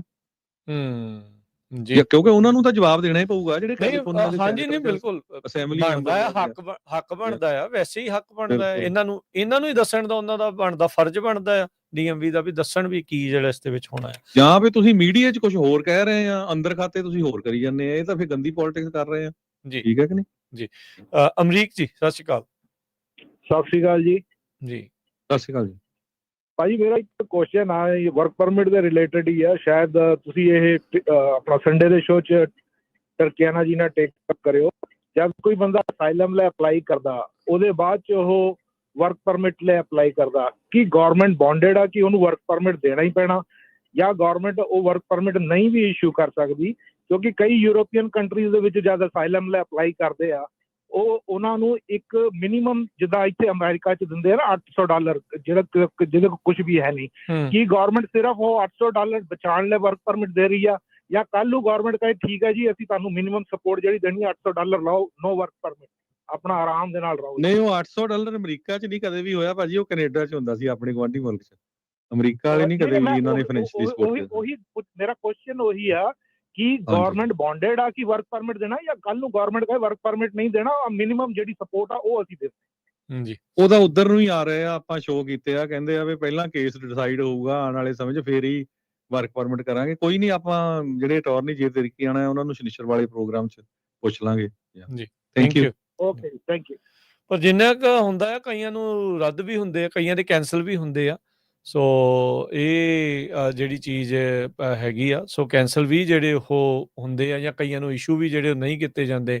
ਬਥੇਰੀਆਂ ਕਾਲਾਂ ਆਉਂਦੀਆਂ ਵੀ ਅਪਲਾਈ ਕੀਤਾ ਹੋਇਆ ਆਇਆ ਨਹੀਂ ਅਜੇ ਤੱਕ, ਕੀ ਚੱਲ ਰਿਹਾ ਆ। ਸੋ ਇਹ ਤਾਂ ਜਿਹੜਾ ਚਲੋ ਆਪਾਂ ਉਹਨਾਂ ਨੂੰ ਜਿਹੜਾ ਪੁੱਛਾਂਗੇ ਤੇ ਫਿਰ ਆਪਾਂ ਨੂੰ ਕਲੈਰਿਟੀ ਜਿਹੜੀ ਇਸ ਦੇ ਵਿੱਚ ਹੋਰ ਪਤਾ। ਸੋ ਇਹ ਤਾਂ ਉਹਨਾਂ ਲੋਕਾਂ ਲਈ ਕਲੈਰੀਫਿਕੇਸ਼ਨ ਆ ਵੀ ਜਿਹੜੇ ਹੁਣ ਕਈ ਕਹਿੰਦੇ ਵੀ ਚੱਲ ਆਪਾਂ ਜਾਣਾ ਹੀ ਨਹੀਂ DMV ਪੁੱਛਣ ਨਹੀਂ ਜਾਣਾ, ਵੀ ਸਾਡਾ ਨਾ ਰੱਖ ਲੈਣ, ਪਰ ਗੱਲ ਤਾਂ ਇਹ ਹੈ ਨਾ ਵੀ ਜੇ ਤੁਸੀਂ ਰੋਡ ਤੇ ਹੋਏ ਕੱਲ ਨੂੰ ਪ੍ਰੋਬਲਮ ਨਾ ਆਵੇ। ਇਹ ਹੈ ਸੋ ਕਲੈਰਿਟੀ ਮਿਲਣੀ ਚਾਹੀਦੀ, DMV ਨੂੰ ਕਲੀਅਰਲੀ ਜਿਹੜਾ ਉਹ ਦੱਸਣਾ ਚਾਹੀਦਾ ਵੀ ਕਿੱਦਾਂ ਜਿਹੜਾ ਉਹ ਹੈਗਾ। ਤੇ ਸਮਾਂ ਸਮਾਪਤ ਹੈ ਜੀ, ਤੇ ਮਿਲਾਂਗੇ ਆਪਾਂ ਆਪਣੇ ਸਾਰੇ ਸਰੋਤਿਆਂ ਨੂੰ, ਦਰਸ਼ਕਾਂ ਨੂੰ ਜਿਹੜਾ ਹੁਣ ਅਗਲੀ ਵਾਰ। ਉਦੋਂ ਤੱਕ ਲਈ ਮੇਰੇ ਰਾਜਕਰਮਵੀਰ ਸਿੰਘ ਵੱਲੋਂ, ਹਰਜੋਤ ਸਿੰਘ ਵੱਲੋਂ ਆਪ ਸਭ ਨੇ ਪਿਆਰ ਸਤਿਕਾਰ ਸਨੇ ਕੀजिए। ਸਤਿ ਸ਼੍ਰੀ ਅਕਾਲ। ਸੁਣਦੇ ਰਹੋ, ਦੇਖਦੇ ਰਹੋ ਪੰਜਾਬੀ ਰੇਡੀਓ US।